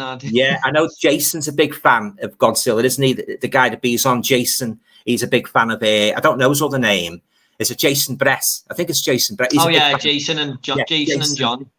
Yeah, they're big fans of Godzilla. Yeah. But I do love a good creature feature movie. Jaws. Well, what can you say about Jaws? It's a classic. Oh, I watched it for the first. No, sorry, I watched it years ago, and then when I got into YouTube a couple of years ago, I didn't realize how many people loved that film, and it was like the favorite films. And so many YouTubers saying, "Oh, Jaws is in my top 3" and all that. So I thought, I'm gonna have to give this a rewatch because it's been like 10 years, and I know why everyone loves it. Like that moment where he said, "You're gonna need a bigger boat" is one of the best cinema moments in history for me. Oh God, that's a classic, that, isn't it? Yeah, you're gonna need a bigger boat. Yeah, Robert Shaw.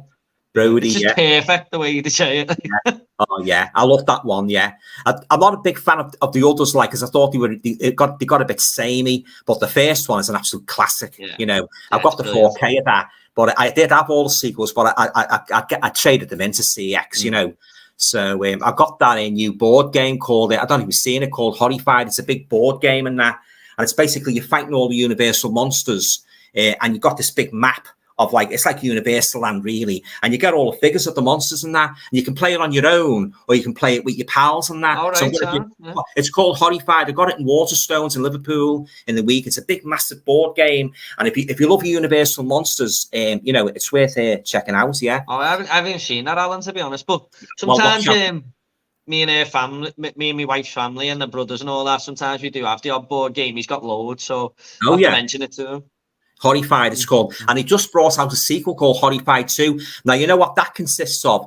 We were talking before about urban legends, weren't we? Well, in this one, you've got like the Mothman, you've got the Yeti, you know, all urban legend creatures and that. So you've got to fight them next, So what you can do, if you're feeling really confident, if you master the first game, you can try and look at the next one, which is supposed to be harder. So watch out for that one. I'll look into it. Horrified, So I got it in Waterstones, Liverpool, in the week. Robert's saying E.T. Do you know what? It's been years and years since I saw E.T. I don't remember hardly anything about it. Do you? E.T. Yeah, it's been years. I didn't think it was anything brilliant. It was an enjoyable film. But I don't think it's in like the top 100 movies ever or anything for me. But it's okay. I don't mind it. What about Close Encounters of the Third Kind? I don't know if you're going to hate me for saying this, Alan, but I wasn't a big fan of the film. I was kind of bored throughout. All my family shared the same opinion. It was a load of tosh. I didn't like it at all. Don't you like it? I don't like it. No. I'm not really a big fan of science fiction. I only really like a handful. Alien. I like Day of the Triffids. That's a good one. I suppose you could say The Incredible Shrinking Man was a kind of a sci-fi movie where he goes tiny and he fights the big spider. That's a kind of a sci-fi. As I said before about the Omega Man, that's a kind of a sci-fi. But there's not all that many sci-fis I like, to be honest with you. Unless they're like Alien, I don't mind them, to be honest. But but a lot of the ones that like takes place in space and stuff, I'm not major on. But I do like sci-fi stories, if you like. But, Ray Bradbury wrote quite a few of them. The author Ray Bradbury, he was noted for his sci-fi stories. But it's got to have a good story and that, and good characters and that. You know, I tell you what's a good one. It's years since I saw it. The First Men in the Moon. It was made in 1960. I think it was 1962. That's quite a good one. They go to the moon and it's like a little round spaceship, like a big giant golf ball. And it was written by H.G. Wells, and the monsters are quite good in that. You know, I think if you've got a good space monster, I think that makes the film. Like Alien. God, I still can't watch that chest burster scene. I've got to turn my head away. It's just horrible. It is just gross. Oh, there's a new one of them coming out next year. Oh my, another chest burster. Well, Alien, the guy who made the Evil Dead remake is doing an Alien film next year. It's coming out next year. God, they're all doing them, aren't they? You know, all the old classics. Yeah, I don't think that. Go on. I was just going to say, Alan, when I done my top 10 movie moment, to put that chest burst scene in it, that was brilliant. Yeah. Oh God, it's unforgettable. That it's like the scene in Theatre of Blood, which Vincent Price, where he any critics that criticise him, he kills them all off. And there's one particular death at the end. Robert Morley, he got these 2 dogs. I don't know if you know about this one. He's got these 2 poodles, and what does he do? He kills them. He makes a bloody big pie out of the dogs. And when he gets back to his house, Robert Morley, he says, "Congratulations, you've won a contest." And he's got the bloody pie with the bloody dogs inside, and he force feeds them. They hold them down. He put the blood. Oh, it's horrible. Theatre of Blood. All right. Vincent Price from 1973. It's one of the classic, most. Isn't it? Sorry. It's meant to be a classic, that one, isn't it? It is, yeah. Oh God, it's one of his best, yeah. But if you've got a weak stomach, I would advise you to skip that scene. I mean, it's just horrible.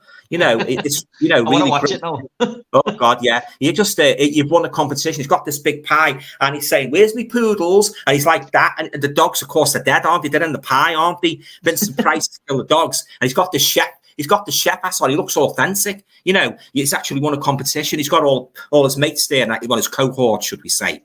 And he's got a banner. Congratulations, you've won the best house. I think it is, but it's only a pretext, really. You know, to kill him. But oh God! And another fella, they dump in a bloody big glass of wine. They turn him upside down. He's got a big glass of wine. They dump him in the wine upside down. It's got some pretty gruesome deaths. That you know. Right. I have to get on that. Theatre of Blood from 1973. Arrow. It's on the Arrow label. Oh, is it? Yeah. It's gross though. But be warned, it's a bit. You know, if you don't like it too sickly, you'll especially that poodle pie scene. It's gross. I have seen the Human Centipede too, so I might be okay with it. Oh, Human Centipede, yeah. God, there's some movies you just can't watch. You just can't watch them when you're eating your dinner. You know, that is definitely one. A couple of times I've been having my tea at 5 o'clock, and I've either had the radio on or the telly, and they come on about bloody hospitals and you go into detail. Oh my God! Just as I'm eating, turn that off. You know, we start talking about cancer and all that, and horrible that, and insects as well. That's showing you bloody insects in the adverts when you're eating. You know. So what? Sometimes, Alan, I go to cinema with me through the week, like on a Wednesday or a Thursday, and when I come home, my wife's got the telly to herself, and she's watching this bloody Dr. Pimple Popper where she's popping all these spots and that, and popping all these cysts out of people's arms and stuff. And I'm like, God. What are you watching? I couldn't watch that. Oh no way! You gotta have a strong stomach to watch things like that. Oh God! But yeah, it always happens. Like, you know, when you're eating, like something sickly comes on. You know. Here's another question about query about Karen Black. Karen Black was the mama from that's right, the House of a Thousand Corpses. You were right, yeah. Stuart George says, can you each name your number one most underrated horror movie you would recommend? Now that's a difficult one. That's a really difficult one, because there's loads of underrated horror movies I've seen I could recommend. How about you, Jordan? Is that? I always go to the same one. I always say Frailty to everyone. I love that movie. It's fantastic. Yeah. I love it. Yeah. I think you told me in a comment you watched it or something. Oh, it's great. Yeah, you were right. Yeah, fantastic. Yeah, I kept that in my collection. Yeah, brilliant film. Oh, it's fantastic. Yeah, but there's loads of underrated horror movies. You know, even another good one is Hell House LLC. I don't know if you've seen that. I haven't seen that one. No. It's a found footage one, but it's got a story and stuff like that. Yeah, and it's like they do up this old hotel that's meant to be haunted in the town. So then they do it up as this tourist attraction. On the first night, 15 people just die. And then it goes back to them doing the hotel up, and it shows you like all the weird things that were happening as they were doing it up into the tourist attraction. Really, it's really good. I'll have to check that one out. Yeah, thanks for that. Yeah. But that's to really think about that. Like, you know, I've seen loads, even really obscure ones, and that, you know, what I even never even knew existed, because I've got loads of horror books and that from movies and that. And it's, as I said before, it's always good when you come across a rare little gem, you know. But when I do come across a rare gem, and I think my followers will like it, I always promote it, you know, in the hope that you might like it, and vice versa. If you've seen any movies what I've never seen and you think I might like them, I check them out, you know. So it's great that, like, But there's so many, you know. As you know, I've watched quite a few turkeys in my time as well, and I haven't pulled any punches when I've described them. I just start going. You can't stop me, you know. No, you don't hold back, Alan, when you don't like a movie. I'll give you that one. God, yeah.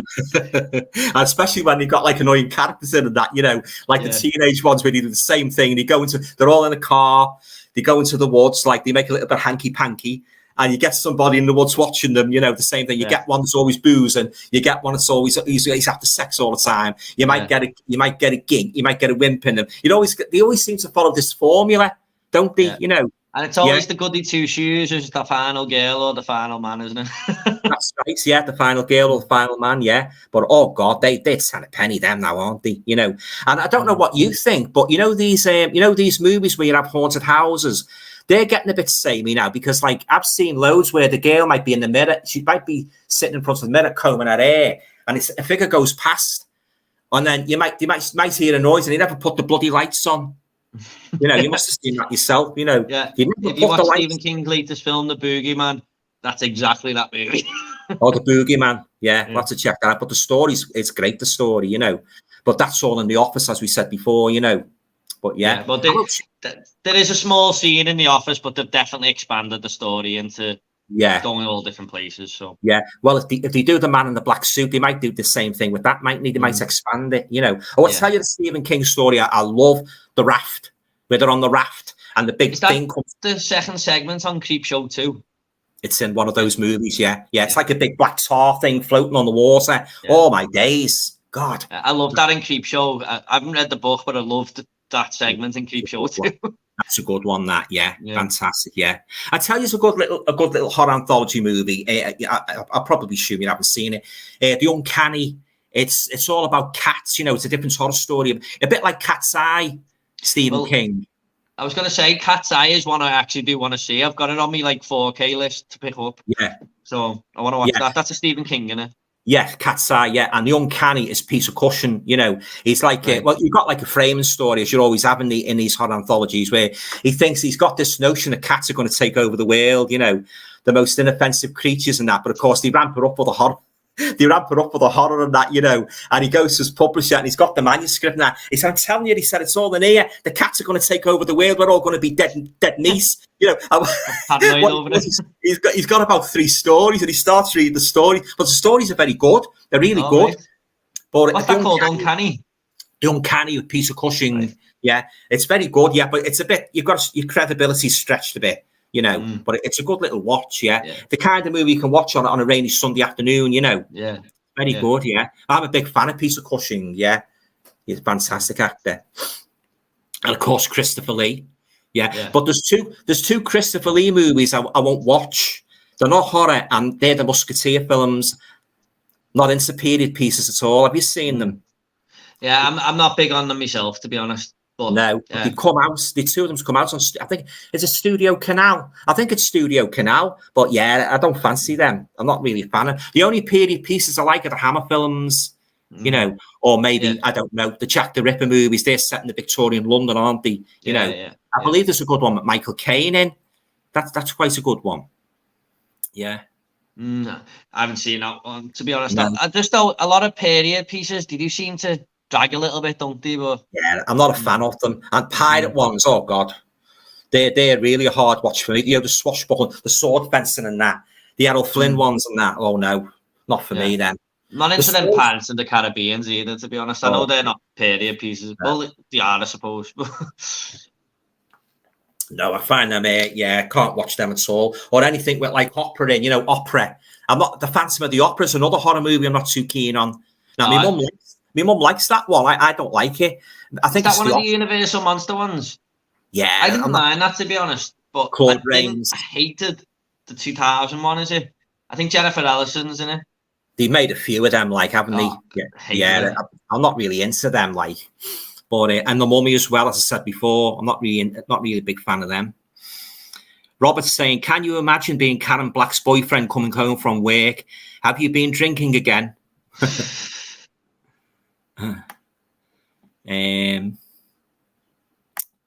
Right. Dada de Beza, David Kessler. I think that's American Werewolf. Oh, right. I think that was the guy's name in the story, David Kessler, but his real name was David Norton, wasn't it? Yeah, Me memory serves me correctly. Yeah. That's it. Yeah, good actor him. Roberts Online says the only monster other than Frankenstein abuse was Creature from the Black Lagoon. Why the hell who'd take him away from the lagoon and make him breathe air? Why? And then you tried to frame the poor guy. I presume he's talking about the old Creature from the Black Lagoon. I haven't watched them for years. The old Universal I've ones. seen the first one. Yeah, I haven't watched. I've got all three of them. I've got the first one on Blu-ray, but I've got the sequels on DVD. I'll have to revisit them. Good design, good creature design. The girl man, yeah, definitely, yeah. And the girl, what was it, Dawn Adams? Dawn Adams, I think it was. It wore the bikini. She's quite nice, Dawn Adams, yeah. Yeah. Roberts Online. It's been a few years now, but I do remember her and that other guy on the boat. Yeah. And that promotional poster where the creature's got it, like he's holding up, he's got the bikini on. That's been used over and over again. Right through for decades. And in Africa or something. I think so, yeah. It's a good movie, that, like. Robert's saying London After Midnight, that looked terrified me as a kid. I'm surprised Noon made a remake of it, like the vampire and the werewolf movies. London After Midnight, I haven't seen that one. I think that's the one with Lon Chaney and the father. Have you seen that, Jordan? I haven't, Alan. I'm sorry. It's an old one. Yeah, it's an old one, isn't it? Stuart's saying Jaws is a masterpiece. Well, I wouldn't argue with that. Jaws is a masterpiece, yeah. It is a brilliant film. Definitely. Oh, it's fantastic. Yeah. I could watch that over. The way you just don't see the shark for like an hour. I know, exactly, yeah. It sort of builds the tension up, doesn't it? And that to a climax and that, and of course the scene with the boats and that, you're going to need a bigger boat, yeah. But, and the water gear, which he takes a midnight dip, Richard Brown, keep missing loads of questions. Well, I can't have that because it's jumping. The thing's jumping. I'm sorry if I've missed anybody else. It was just this guy, Alan. He asked about Smile twice, I think. Oh, did he? Oh, right, yeah. The movie Smile. But... It's okay. Yeah, because they have a tendency to. It's happened to me as well. I've commented and I say they haven't read me comments out. I thought they deliberately done it and that, But it's the way it goes. Like it's sort of like leaps and that, Edward says, yeah, Edward. Hey guys, hope you're well. Not too bad, thanks, Ed. Hope you are, mate. Thanks for turning up. Right, Edward. Kevin's saying I don't like ET. No, I'm not really a great fan of it myself, Kev. Although I do know it's it does have its fans. Robert's saying, did you like the new Planet of the Apes movie, the prequel trilogy? Well, I picked one up in Chester last week for £1. The last one, the War of the Planet of the Apes, in the Heart Shop.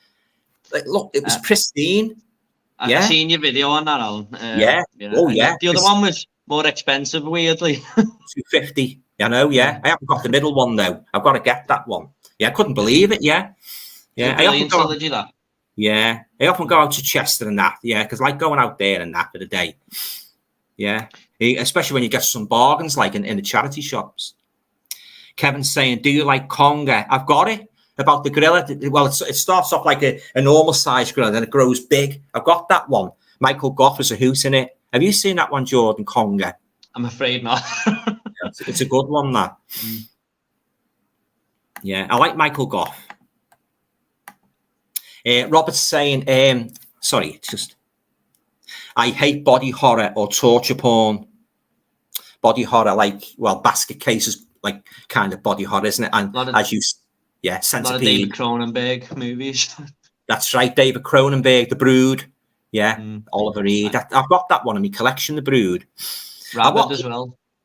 Who? Rabid. Rabid. Oh yeah, Rabid. Yeah. Did what's that one? What Debbie Harry was in, Videodrome? Did he do that? Yeah, he did. But I've never I've never seen it. But I'm really want to pick the 4K up from Arrow because I've heard it's a great film. Yeah, Debbie Harry. Yeah, saw it a couple of years ago. I don't remember too much about it, but I know Blondie was in it. Debbie Harry, and the guy is James Woods. That's it, James Woods. Yeah, yeah. Chestnut Sub 7 is saying, now there's a great actor, John Hurt. He had the chest bursting scene. Yeah. Took the Elephant Man up as well, didn't he? John Hurt. Yeah, the Elephant Man. Yeah, he really does look like there's something really, really wrong with his stomach just before it bursts out, doesn't it? Like, I know. the way he just looks like he's feeling really sick and stuff. I know. But, yeah. He's great as the Elephant Man as well. That's a brilliant film. I love what's his name? David Lynch films. Just love them. Oh, you're a fan of David Lynch? Do you like Eraserhead?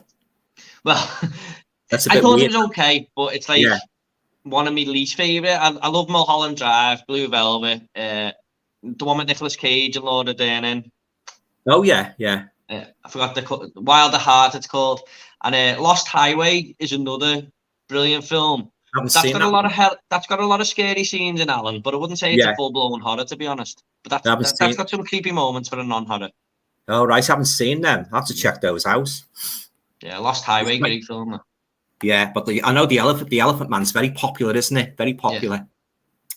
Robert's saying the Fly remake, My Limits, lol. Oh, you mean Jeff Goldblum? I presume, Roberts, the Jeff Goldblum one. I prefer the 1958 one with David Hedison in. Do you like that? I've seen the Goldblum one myself. Yeah, I prefer the original one. It's more scarier. You know, it's really shocking that, you know, because one minute he's all right, he's got a human head. And next minute, he's got this thing over his head, like this bloody blankets and that. And his wife comes down into his study and she pulls the blanket. Oh, when she pulls the blanket, so it's a bloody big bulbous head with, it's terrifying, that scene, yeah. I think I've seen that scene. You know, like these horror shows and stuff where they say scariest moments and stuff like that. Like, I think I've seen that a few times. Yeah. Oh God, when I first saw it, like, of course, with repeated viewing, you get a bit jaded. Like, but when you first see it, you know, God. I remember David Edison, Voice of the Bottom of the Sea. Used to watch that a lot when I was a kid. Robert's saying, I always love. I presume it's talking about a snake movie here, are you? With Dead Benedict, I watched it during the pandemic. Kindly, doctor gives guy a shot. Oh, this is good for the flu. Turn the poor guy into a snake. I thought you were talking about a snake. Underrated movie. I've heard of it. Have you seen that one, Jordan? No. Sounds interesting, though. Yeah, I don't know. When I saw that, I thought he's talking about a bloody snake here. Yeah. I've seen Anaconda. Oh, Anaconda. Have you got the box set? The big 4 movies? From 88 films. I've only watched the first one, though. But I had a bit of fun with it, to be honest.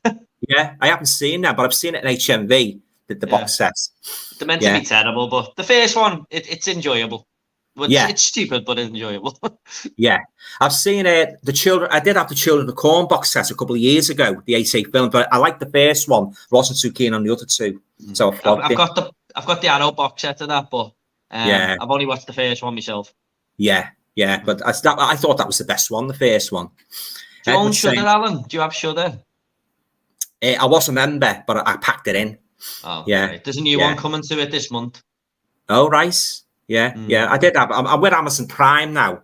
With them, you know what I like about Amazon Prime? The next day delivery with the Blu-rays and DVDs. Yeah, you know, it seems to be a massive hours when it comes through your letterbox. I love that. Oh. You know, the film and that, and the next day you get it. Like that's one aspect I love about Prime. That's the only thing with HMV, isn't it? Like it takes like 3 or 4 days. That's it. Yeah. Well, I usually go over when I'm in Liverpool. I always pop into HMV and CX. Yeah. I do all the rounds and that. You know, I go to HMV, I go to CX. All the CXs in Liverpool City Centre, and I go into the charity shops as well. You know, so they would do me weekly DVD and Blu-ray hunting, as it were. You know, you used to have that independent Blu-ray shop at the top of the escalator in St. John's. It's gone now though. Oh, I used to go in there. I used to go in there every Saturday. Yeah, I got some bargains. I got the Are You Being Served box set for £10. The whole series of Are You Being Served, and Steptoe, I hadn't been to town for ages, and it was like I had a free Saturday, and I went, right, I'm going. So it'd been like 6 weeks since I went, and I went, all right, I'm just going to save HMV till last. I won't see and stuff first. I got to HMV, and it said we're closed for a week. Oh, flipping! I can remember them closed, and you were renovating the shop, and I thought alarm bells were going off in my head. Oh yeah, they're going to cut down on the physical media, Ardy. Whenever I'm not a person who loves change. I only like change when it's for the better. Like most people, I'm not a great fan of them. You get used to something and they're changing it. Like, you know, you think to yourself, it's like when you used to be in you know, at work and that, you were bringing changes in and you start thinking it's going to be the change for the worse and that, you know, so I'm not a great fan of change, but I say only when it's for the better, if you know what I mean, you know. But I did, that sense alarm bells ringing in my mind, they were going to cut down, and sure enough, they did. I remember the HMV in Liverpool where they had 2 floors, and it was just DVDs everywhere, man. I used to love it. I was never out of there. The minute I finished work, I'd be in there, you know. Yeah. Edward's saying, what's one horror movie that traumatized you as a child that you never ever watched this again? I'd have to think about that one. Because not much scares me now, and I've watched that many horror movies. But I'll tell you, when I was a little, very small boy, about 7 or 8, I watched Christopher Lee for the first time as Dracula, and he really terrified me because I'd never seen Dracula with his eyes all red and fangs and blood dripping out of it down his mouth. Because my mum used to say to me afterwards, she said, I don't know, she said, you've been looking forward all night to watching Christopher Lee, and when he comes on, what do? You put your hands over your bloody eye. I can't watch this, it's too scary. You know, but of course, done his job then. Yeah, he's nothing now because I've watched him that many times, you know. But I can't really think of anything that's really traumatized me. You know, no, I can't say. No. What about you? When I watched the Blair Witch Project, I could not sleep all night. I thought it was real, and like the Blair Witch sign, the little symbol. I'm sure I could just see that on my wall in the shadow, and I know it wasn't there, but in my head it was there. And I was tossing and turning all night. I just couldn't sleep. But I'll tell you what film has traumatized me. Yeah. And it's stuck with me ever since. And it's not even that scary, but Final Destination. Oh yeah, the airplanes and that, and the merry-go-round, the Big Dipper. Yeah. Yeah, I cannot get on a plane now without thinking about that film. It's stuck with me forever. Stuck in your mind, yeah. God. And I've got this fear of flying because of it. Yeah. So to me, that's probably the scariest film because it's stuck in my head mentally. Yeah. Yeah, that's it. Yeah, and sometimes, when you're a kid, you're scared of things what you wouldn't normally associate with horror. I mean, I'm getting away from horror now because going back to when I was about 5 or 6, there used to be a character. Now, the funny thing was, he was a kid's character because he used to be on all these tea time shows about 5 o'clock and that, and he was a character called Lenny the Lion. And there was something about his face that used to freak me out. He had this bloody big eyes and that, and this big mouth and that. He terrified me. I had nightmares. Honestly, no. My mum used to say he's only a bloody lion. He said, I don't like his face. It's like people scared of clowns, aren't they? They never bothered me. Yeah, never bothered me. Yeah. No. I love killer clown movies, but I wouldn't say they really scare me or anything. No, but that Lenny the Lion, I used to imagine he was coming out of our electrical and everything and that, he had honestly, he had that scary face. But of course, if you look at him now, if you Google him, he's laughable. But when you're a kid, you're scared of everything, really, aren't you? Your mind works different, doesn't it? It does, yeah, exactly, yeah. But, I mean, it's very rare to get scared of films now, though. I think the last film I watched that really did scare me was Sinister. But that was like 10 years ago. Yeah, have you seen Insidious? Yeah. I like the first one. What's the scale of the others? I thought the first half of that film was really creepy, and then it went into the further demonic territory. And then it went a bit silly, but it was creepy for the first half an hour. Oh yeah, when he went into a coma and that, and the medium starts explaining what's happened, where his soul's gone and that. Yeah, it was quite chilling that. Yeah, but I've just thought of another one there. I watched. I must have been about 10 or 11. It's an old black and white one. The Haunting. I don't know if you heard of that. You know what, Alan? That is the same answer for me, actually, because I've just remembered now. When I was like 5 years old, my dad had it on, and it scared the crap out of me. And I was like, for years and years, I wanted to see that film again, and I bought it on Blu-ray a few years ago, and it didn't have the same effect. But as a kid, it scared me. The part that scared me, where the two women are on the bed and they're in the door pounding and that, bang, bang, and the door's pounding like anything. And I was expecting any minute the doors to fly open, you see a grotesque apparition there, They were on the bed, quaking with fear, and they just bang, bang, bang on the door and that, That film definitely was best with its sound. The sound was the scariest thing about that film. That's it, yeah. And it get back to The Exorcist as well. Some pretty scary moments in that. The head spinning and that, and I didn't like the projectile vomiting scene, where it just comes out of my mouth, doesn't it? And goes all over the priest. That's pretty gross, you know, and the very idea of somebody tampering with a board and for that to happen to them, it's a bit too near. That's another movie that actually it's a bit too near the reality level, because that was based on an actual case in 1949. Only it was a boy. Yeah. Did you know that? Yeah, that's it. I heard it was based on someone. Yeah. But William Friedkin, he made it a girl, obviously, in that. Yeah, but that haunted. Like, it gave me the willies that when I first saw it. Yeah. I seen that in The Exorcist. That creeped me out. Is where Damien, the father Damien Karras, is it? Where he's having a dream about his mother, and she goes down a subway, and then that Pazuzu's face just comes on the screen. That's it. Yeah, and the voice as well. Yeah, and the bed shaking. The bed starts shaking, doesn't it? Yeah. And that Ouija board, though, it's a very bad thing to get into, because I've heard a few that's what makes that Exorcist all the more disturbing, because I've heard a few cases of people that's tampered with that, and I don't like what I've read. So even just reading about it, so I'm not reading any more of that. You know, that's a bit too. I wouldn't go messing with one of them. Oh no way, not for £1 million, no way. Robert's saying Creep Show 2, The Raft. Yeah, definitely. Yeah, that the one I was saying before. Yeah. Robert's saying, like the first segment, Creep Show 2, thanks for the ride, lady. Oh yeah, the Black Hitchhiker, thanks for the ride, lady. That's a good one. Yeah. I thought he was on about the Indian in the shop. I thought that was the first one, but I remember the Hitchhiker as well. Yeah, old Chief Woodenhead. Yeah, I love that one. It's a good one. That I like that one. But that one with the Hitchhiker's good. The Hitch is coming out, isn't it? And special edition. 4K. Oh, I'll be getting that when it comes out. It's about bloody time as well, isn't it? Brilliant film. Years I've waited for that to come out. Yeah, he's one of the best horror villains, I think, John Ryder. Something weird about him. Like, he seems like a normal human and stuff, but there's something definitely supernatural about him, I think, the way he just and the part appears here and there. And the part with the girl between the cars. Oh yeah, takes out the whole police station as well, doesn't he? Oh God, he's good in that. Yeah, I rented that in was it 1987? I think it was around about 1987. Oh God, what a film that was! You know. Yeah. Brilliant film. I love Rutger Hauer. I think he's a brilliant actor.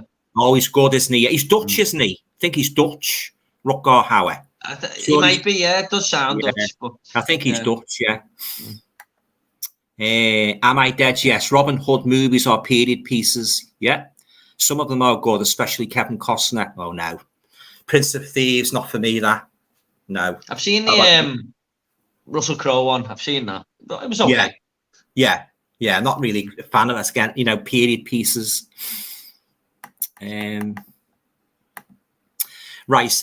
Robert's online saying, which you like better, Piece of Cushing as the Baron or Piece of Cushing as Frankenstein? I love. Is Dr. Frankenstein. Well, Baron Frankenstein and Dr. Frankenstein are one and the same. He's saying, he says Piece of Cushing is the Baron or Piece of Cushing. Do you mean Christopher Lee when he played the Frankenstein monster? A Piece of Cushion, he's the Baron Frankenstein, but he's also Dr. Frankenstein. So I don't quite know what he's getting at there. But I think Piece of Cushion was the best Baron Frankenstein, beyond a shadow of a doubt. Yeah. Is this the guy who says he's alive? A piece of that was Colin Clive in the old one. Right, sorry. Yeah, Colin Clive. Even though I've seen Frankenstein, Alan, it's not my expertise at all. I've only seen the first Frankenstein and Boris Karloff. Yeah, well, you'll enjoy The Bride of Frankenstein. That's the direct sequel. Oh, sorry, I've seen that one. Yeah, I've seen that actually. Sorry, that's brilliant. That she rejects him at the end, doesn't she? Yeah, she screams her head off, and that doesn't want anything to do with him. After going through he sort of tries to hug her or something. Yeah, she goes, goes away like that. Yeah. That's like a twist, isn't it? Iconic scene. Yeah, definitely. They're all the movies they were my first introductions into horror, Robert's saying, what was the other company that was Hammer horror competition? Amicus. Yeah, it was Amicus. What movies would you recommend from them? Oh, Tales from the Crypt, Bolts of Horror, From Beyond the Grave, where Peter Cushing has the antique shop. Oh, there's loads. Yeah. Amicus, famous for their anthology movies. Yeah, definitely a question for you, that one, Alan. Yeah, right up my street, as you might say. Right, I'm going to show you now the movies I've been watching. Go for it, mate. Okay, so the first one is Chosen Survivor. Now, in a nutshell, this is basically about this group of people. They're sort of like they're like sort of like guinea pigs, really. And what they do, they put them under the ground in a nuclear bunker, but they go from out of the frying pan into the fire because it's infested by hundreds of bats. Watched it last night. I wasn't impressed. Didn't like it. I didn't. I was going to say that sounded quite good, actually. Yeah, but you might like it if you get to see it and that. But I didn't like. I thought it was a bit slow. So that's called Chosen Survivors. So that's that one. Now, this is if you like horror set in the woods, this might be your cup of tea. Bring Out the Fear. Right. It's basically about this couple. They go into the woods and that. They've had a row and that. She's been bonking at a fella, flinging that, and the boyfriend's pulled them up and that. And he said, keep away from my girl and that. So they go into the woods and that, and he get lost in the woods, and he can't get out of the woods. And they're going it's like Groundhog Day, Groundhog Day. Yeah. They're going all around the woods and that. They can't get out of the woods. And it's supposed to be like, it doesn't really explain itself. You don't know if it's a ghost in the woods or if it's a demon in the woods, but it doesn't explain itself why they can't get out of the woods. So that's called Bring Out the Fear. So sounds interesting. Yeah, so that's that one. I didn't like. You might like it, but everybody's different, aren't they? So that's that definitely. One. And this is one called Terror Circus from the 1970s. I heard you talk about this one on your pip-up video. Yeah, another one that disappointed me. Yeah, it's the sounded guy, really good as well. Yeah, I didn't like it. It was too slow. But then again, that's just my opinion. As we always say, he keeps all these girls like in cages and that, but he's also got lions as well. And he's like a weird zookeeper. So I didn't like it. But I haven't had pretty good pickups this week. The Curse of Rosalie wasn't bad. New cult movie, but I didn't like the ending. The ending was a bit weak. Curse of Rosalie. It's a kind of an exorcist omen, poltergeist all rolled into one. That's a modern one, the Curse of Rosalie. That girl looks like the girl off Psycho Gorman. I don't know if you've seen that. I haven't seen it, no. The girl with the pigtails, yeah. I haven't seen that one. I don't know if it is. It just looks like her.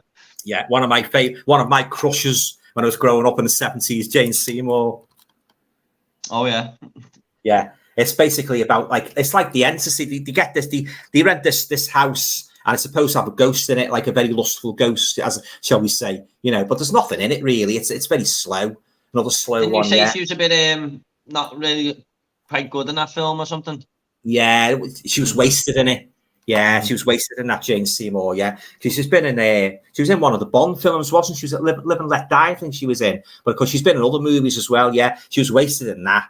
So yeah, again, not a very good one. And last but by no means least, Voodoo Lagoon, another slow burner.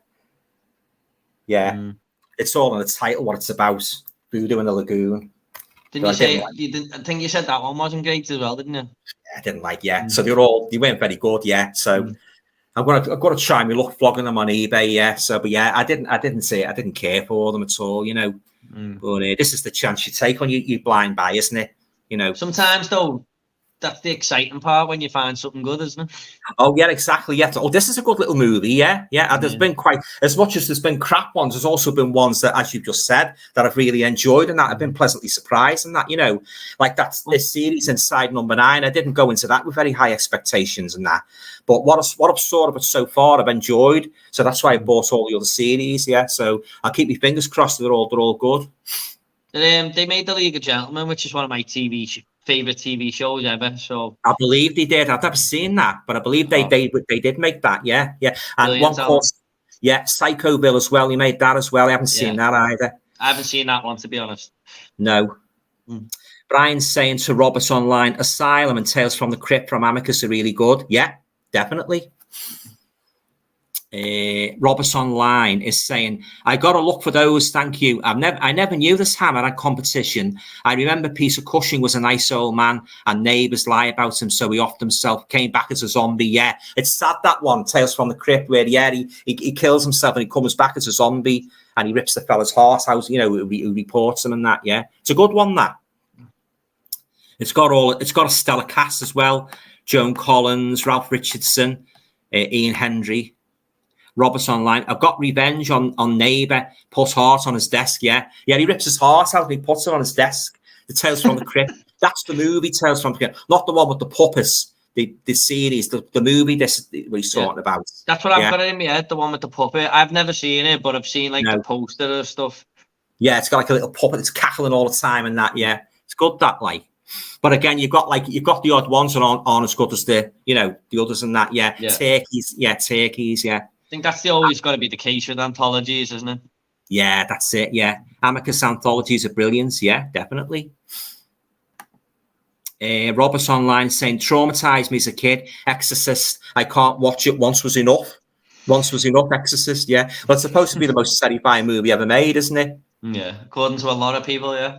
Years later, now it's what they're making now is, it's like child's play, really, isn't it? Yeah. I think too many films these days just go for jump scares, and I can see them coming a mile off. Yeah, I can. Yeah, I don't go for that sort of horror. As I say, I like strong story structure. Like Tales of the Unexpected. I used to love that. And Brian Clemence's Thriller that was on in the 1970s. That was very good. Good stories and that. I did like a couple of the Tales from the Dark Side episodes, but there was a lot of turkeys in them as well. Tales from the Dark Side, yeah. What else? Oh, Hammer House of Horror. I think that's my favourite. Hammer House of Horror. Love that. These like all anthologies. Yeah, you get a different story. You get a different story each week. One week you might get a story about a haunted doll. Another week you might get a story about a witch resurrected from the Middle Ages, and then another week you might get a doppelganger story. I love my doppelganger stories. Anything with a doppelganger in, I love. Like that Roger Moore movie, The Man Who Haunted Himself. I love that movie.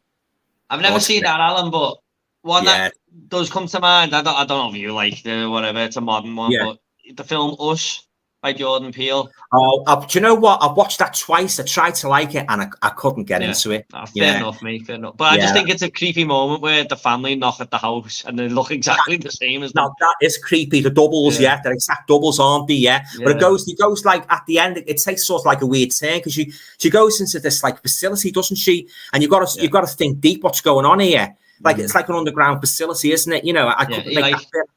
It's like everything. They mimic what's happening under the ground, but it's like they're like in less, like when they're playing with toys, they're really stabbing themselves with sharp objects and stuff, and they're like in a torture, aren't they, under the floor and stuff like that. Oh right, yeah, I couldn't grasp that, but I know what you mean about when you first see the doubles. Now that is pretty creepy, yeah.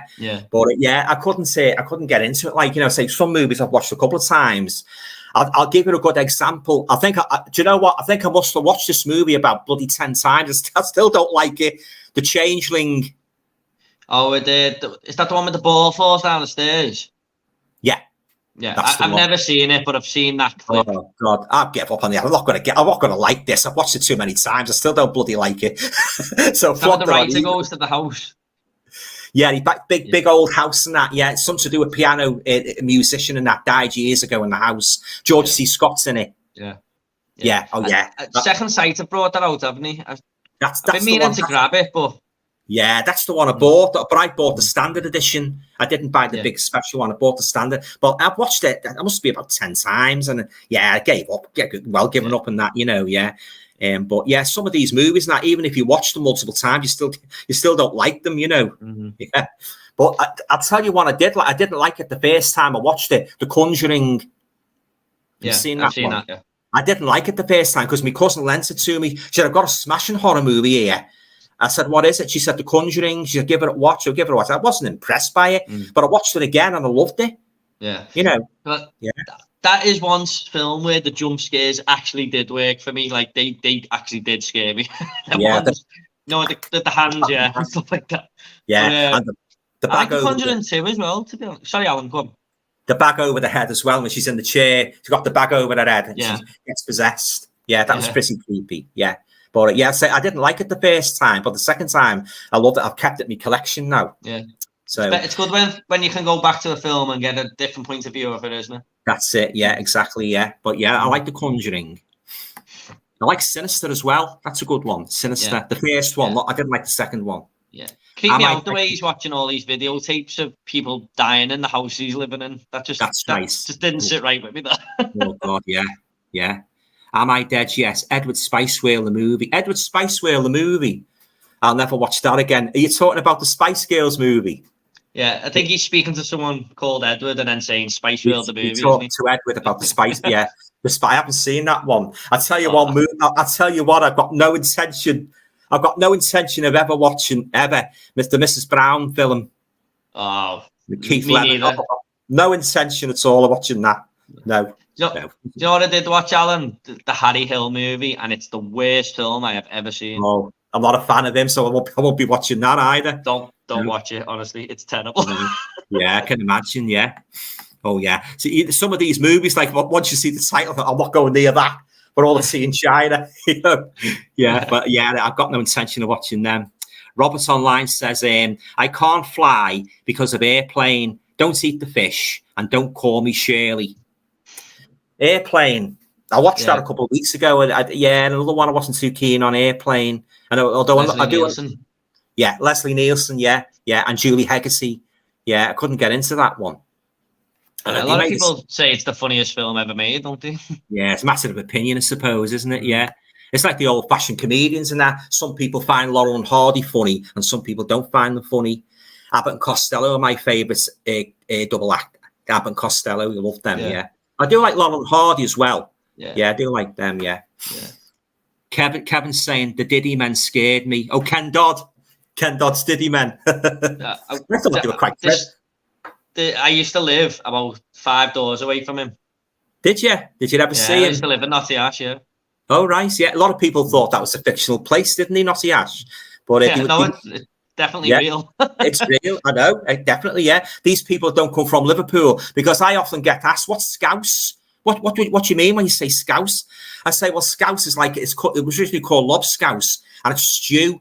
My mum makes the best Scouse pie in town. When when the weather's really cold, they say, make a nice Scouse pie. Oh, it's gorgeous. Yeah. She puts a pastry all over it and that golden brown. Oh, it's lovely. Yeah. Scouse pie. I've never actually had Scouse pie. I've had Scouse, but not Scouse pie. Oh, it's lovely. I just put a crust over it, It's lovely. Yeah. Am I dead yet? Saying a lot of folk were paranoid of trucks carrying logs on the motorway after watching Final Destination. Yeah. Can imagine, yeah. It's a good opening scene, that one. Yeah. How many? Is it about 5 or 6 of them? There's a few, isn't there? There's 5, but they're making a 6th. Oh, right, yeah. I'll have to check them out. I've seen clips of them, like. I had the box set for like £11 or something. Someone sent me and went, look at this bargain. So I got all 5 of them for £11 on Blu-ray. I couldn't believe it. Oh, that was good, wasn't it? Yeah, smashing that. Stuart George, Mamma Mia. Mamma Mia film traumatized me. Oh, come on. Never want to listen to another ABBA record again. I'm not a fan of Mamma Mia. So, I've never seen it. I don't really. Musicals aren't my thing, Alan, to be honest. No, I'm not a fan of it. I couldn't watch the sequel. Wild Horses couldn't drag me to that. But I am a big ABBA fan. I am a huge ABBA fan. Yeah, definitely. Oh, I love ABBA. Yeah. When I ever heard them singing Waterloo in 1974. Oh yeah, I had all the posters all over my wall. I had all the ABBA annuals. I've still got them upstairs. I've got a big collection like that of ABBA stuff, memorabilia. Yeah. Well, all the girls in my school, they were all mad on Mark Bolan and T-Rex and Donny Osmond and the Bay City Rollers. They were all mad on them, but I was mad on ABBA. ABBA are great. They've got some great songs. Oh yeah, and they're having a revival, aren't they? The new album. It's doing well, but I don't like the songs on it. I like the old ones, like Voulez-Vous, and Dancing Queen. I like all the classics, I don't really care much. I don't think I'd like to go and see the Holograms either. The Holograms actually went to see them and said it was brilliant, but you're not actually you're watching you're watching telly, really, aren't you? You're watching TV. It's not them. It's not them, is it really? No. It's not. If I went to see that, I'd be thinking, well, it's all nice and pretty, but it's not them. I can half see why they do it though, because it's like for the younger people now who didn't get to see these people that grew up listening to, or the mum and dads listen to. I can see why they do it for them. They've done a good job of it, because you think it was ABBA back, and they go back to when they're in their 20s and that. It looks very authentic, but I'd be thinking it's not really them, So, but it has done very well. That show, it's done very well. Chestnut 7 is saying The Witch Coming Out of the Grave and Witchcraft scared me as a kid. Yeah, that's a good movie, that. Lon Chaney Jr. is in that one as well. Roberts Online, Suspiria terrified me as a little kid. I remember that damn movie trailer. Suspiria is one of the most beautiful looking horror movies I've ever seen. The colour's lovely. I didn't like it when I first saw it, like The Conjuring, but I've grown to like it over the years. Have you seen that one, Jordan? Yeah, I think, didn't Dario Argento invent the colour red? I think he did. I think you might be right, actually. I've never seen the colour red blood like that before. Yeah. But, yeah, you know what, Alan? I wasn't massive on it. I thought it was good, but I wasn't like, I didn't like in it, where they're breaking the door down near the end and it takes like 5 minutes. Yeah. It's a colony of witches, really, isn't it? School of witches. Yeah. It wasn't it's okay, though. I don't mind. I like the main female actress in it. I forgot her name, but she was great. Yeah. I thought it was Jessica Harper. I can't remember. It might have been Jessica Harper, but I've got the 4K of that Suspiria. Yeah, but as I say, when I first saw it, I thought, I'm not crazy about it. But the more I watched it, the more I've liked it. The bird with the crystal plumage, I loved that right away. The minute once I watched that, I loved it. I loved that. I've got that upstairs, but I haven't watched it yet. Oh, it's good. Yeah, it's got one of my favourite girls in it as well, Susie Kendall. Yeah, love her. Like, she's made quite a few horror movies. Yeah, she used to be married to Dudley Moore. Yeah. But I love the bird with the crystal plumage and Torso. That's a good one. Torso. I've seen Deep Red. And David Hemmings. Yeah. And Tenebrae. I've seen that one. I love Tenebrae. That's a brilliant one. That was on the video nasty list as well. Yeah. Oh yeah. That's a good one. That Tenebrae. Kevin's saying Amicus is a great studio. Yeah, I wouldn't argue with that. Try From Beyond the Grave, great movie. Yeah, that's the one with Peter Cushing. He's the proprietor of an antique shop. And anybody that goes into the shop and tries to diddle him out of money, he curses them. So this fella, for instance, he buys this old door and it leads into another world and that, So anything what they buy from the shop and they're trying to rob, when his back's turned, they dip into the till. And he said, right, a curse on you. And such strange things happen to them. It's good. You want to check it out. It's good, Sounds interesting, that.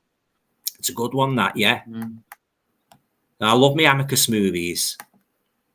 Roberts Online saying the music from Suspiria was powerful and scary. They said it was a trilogy, but I only saw Suspiria. Yeah. Yeah, the music's great, isn't it? Yeah. I'll tell you a horror movie. I love the theme music again. Halloween, John Carpenter. Definitely. Oh, God, that's a classic, that, isn't it? Yeah, I love that. I love it when the first one where they just take the mask off him and then the music just kicks in and you see the pumpkin. It's good. Oh, yeah. Great, that one, yeah. I love Halloween. I heard From Beyond sounds like a movie. From Beyond's a good one. Got that in my collection. Yeah. I haven't seen that one, to be honest. It's a good one, that, yeah. Am I Dead Yet? Do you know the face of Pazuzu was actually a woman? Her name is Aileen Dites. Didn't know that. But I do know... I do know a woman called Mercedes McCambridge dubbed Reagan's voice, the demon's voice. I believe she had to eat all sorts of stuff to make her voice sound gravelly, to get the voice spot on. That's why I might be wrong, but when she really does turn Linda Blair's character, I'm sure it was I might be wrong, but it's either a different actress or a boy playing her just for the last few moments. I think that's what I read. I might be wrong. I don't know. Yeah, you might be right, actually, because she really changes, doesn't she? Yeah. And that bloody spider walk. I think they cut that out of the theatrical version. I think it's only in the director's cut, isn't it? But they did cut it out, yeah. They did cut it out, yeah. You should have just left that in, because that's one of the best moments of the film. The most shocking moments, yeah. They did censor that, you're right. Oh, was it just censored? I thought the director just took it out because he didn't want it in there. I'm not too sure. I don't know the full story, but I'm sure I read they just censored it, so that's a bit too strong. Right. But you get here all these different stories, don't you, about why they cut scenes and that, But it's very spooky, that scene. Stuart George is saying Suspiria is a horror masterclass in filmmaking. Yeah, it's a good movie, Suspiria. Very colourful movie. And the thriller episode, One Deadly Owner, was creepy. I talked about that a lot. The One Deadly Owner, in the 70s TV series, Thriller, by Brian Clemens.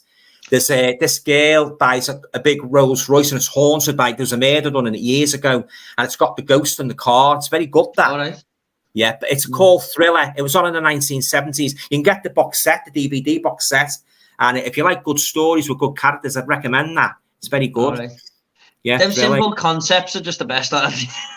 They definitely are. Simple concepts are the best. Yeah, I've found that, you know, time and time again. Simple stories and that, you know. And do you know a lot of horror stories? You know where they've been taken from? Old fairy tales, but they've put it, you know, a modern twist on them. In a modern in a modern world, basically. Yeah, they've taken the basic template of, say, Snow White and the Seven Dwarfs and Rumpelstiltskin, and they've added a modern twist. So a lot of those old fairy tales were quite horrific, weren't they, when you think about it? You know, Hansel and Gretel. Hansel and Gretel. I was just going to say about that one, Hansel and Gretel. Yeah. When you think about it, like, shouldn't be telling that one to kids, should you? Yeah, I know. When you're a kid, like, you know, you're just entertained, aren't you? But on reflection, it's like the Bible. That's a pretty, you know, there's quite some horrific scenes in that, isn't there? The Bible, you know. When you think about it, like, Chestnut F7 is Ouija board, never. Oh no. Stay away, clear of that. I've heard a lot of horror stories about that. You know, it's not a good thing to play around. And to think they used to sell them as games years ago. They used to sell them and make a profit out of them. Yeah. Wouldn't touch them. Roberts Online. No, I wouldn't go near them, Alan. Just why put that curse on yourself if it is real? Exactly. Anybody seen Pieces? I've got Pieces. Yeah, I've seen that. Do you like Peter Cushing as Baron Frankenstein or Van Helsing? I like him as both. Yeah, I like him as both. I've seen. I can't answer the second part of that, Alan, but I've seen Pieces. I think it's a Spanish film, isn't it? I think it's a Spanish film. Linda Day George is in it, and at the ending and that, where the bloody hand comes up and grabs her, you know what? Does it take place in high school, doesn't it? Yeah, it's pretty gory. Yeah, and it's the one you least suspect is the killer. I think he's a schoolmaster or a principal. He's the one you least suspect is the murderer. Some pretty gory scenes with the chainsaw, isn't there? Yeah. There's a scene at the start in like a garden bush, isn't it, or something? It's pretty brutal, that movie. Roberts Online says, I saw Ouija for sale at a shop. I won't buy it. Remember those old movies? Don't meddle in things you're not supposed to. Dr. Brown, no man should know his own destiny. Yeah. Yeah. Wakewood is a good film from Modern Hammer. Yeah. Right. So we'll go off about 10, Jordan. Is that all right? Yeah, fine, Alan. Yeah. Okay, yeah. Thanks for coming. I really enjoyed it. And I just try and get 1 or 2 more questions in before I finish. Yeah, go on, go for it, mate. Yeah, I've enjoyed it tonight. Thanks very much. It was a pleasure having you on. Yeah, flew by, hasn't it? Yeah, I've enjoyed it. Yeah, Vincent Price is very different by that. I mean, he naturally has this likable charm about him on screen for a long time. I thought he was English because he sounds English in his interviews. Yeah. Just get 1 or 2 more in before I close for the night. Kevin's saying, do you like The Incredible Melting Man? I haven't seen it. I've only seen trailers of it. But I feel like The Incredible Melting Man at the moment. That's probably why he asked you, Alan. Baby, it's hot outside. I wasn't massive on that film, to be honest. No, I've only seen very low budget, but yeah. I always like true horror movies based on real, but they're really not. Yeah. And 1 or 2 more before we close for the night. Roberts Online, the movie where family moves in house and find out it was a mortuary. Yeah, I think I've seen one like that. And the last question is Roberts Online. I have Melting Man. I was like, why the guy just melts at the end? What a bummer. And on that note, we will bring the live stream to a close. I'll leave Jordan's link, guys, in the video down below. He's got 2 great channels, so check them out, Movie Worm and Movie Squirm. So I'll put the links down below with the video. And I'd like to thank Jordan very much for coming on as a guest. I've really enjoyed it. Yeah. Thank you, Alan. I really enjoyed it, mate. And like I said to you in the emails, I'd like to get you on my channel in a few weeks if you don't mind. If you want to come on, it's up to you. Oh, definitely. I've got one coming on Tuesday with Paul Tams. He's had me on his channel a lot, so I'd like to get him on. But I might do it every fortnightly and then get you on as the next guest if that's okay. Yeah, just send me a message when your convenient time and that, and I'll get back to you. Yeah, I'd love to come on your channel. I've enjoyed it and that. So if you do any DVD or Blu-ray hunting this weekend, I hope you manage to pick up some good ones of your Sandford and whatever. And I really enjoyed it and that. It's been great having you on and that. It's always nice to have a guest on and that, and it's some interesting topics as well. Yeah. So thanks again, Jordan. I've enjoyed it. Yeah. Yeah. All right, thanks then, guys. everyone for leaving the comments as well. Yeah. Let's take care of yourselves. Have a nice weekend, and I'll be back. All go well. I'll be back again next Thursday, same time, same place, with another live stream. And thanks again, Jordan. Take care, mate. Thanks, Bye Alan. for now. Bye. Bye.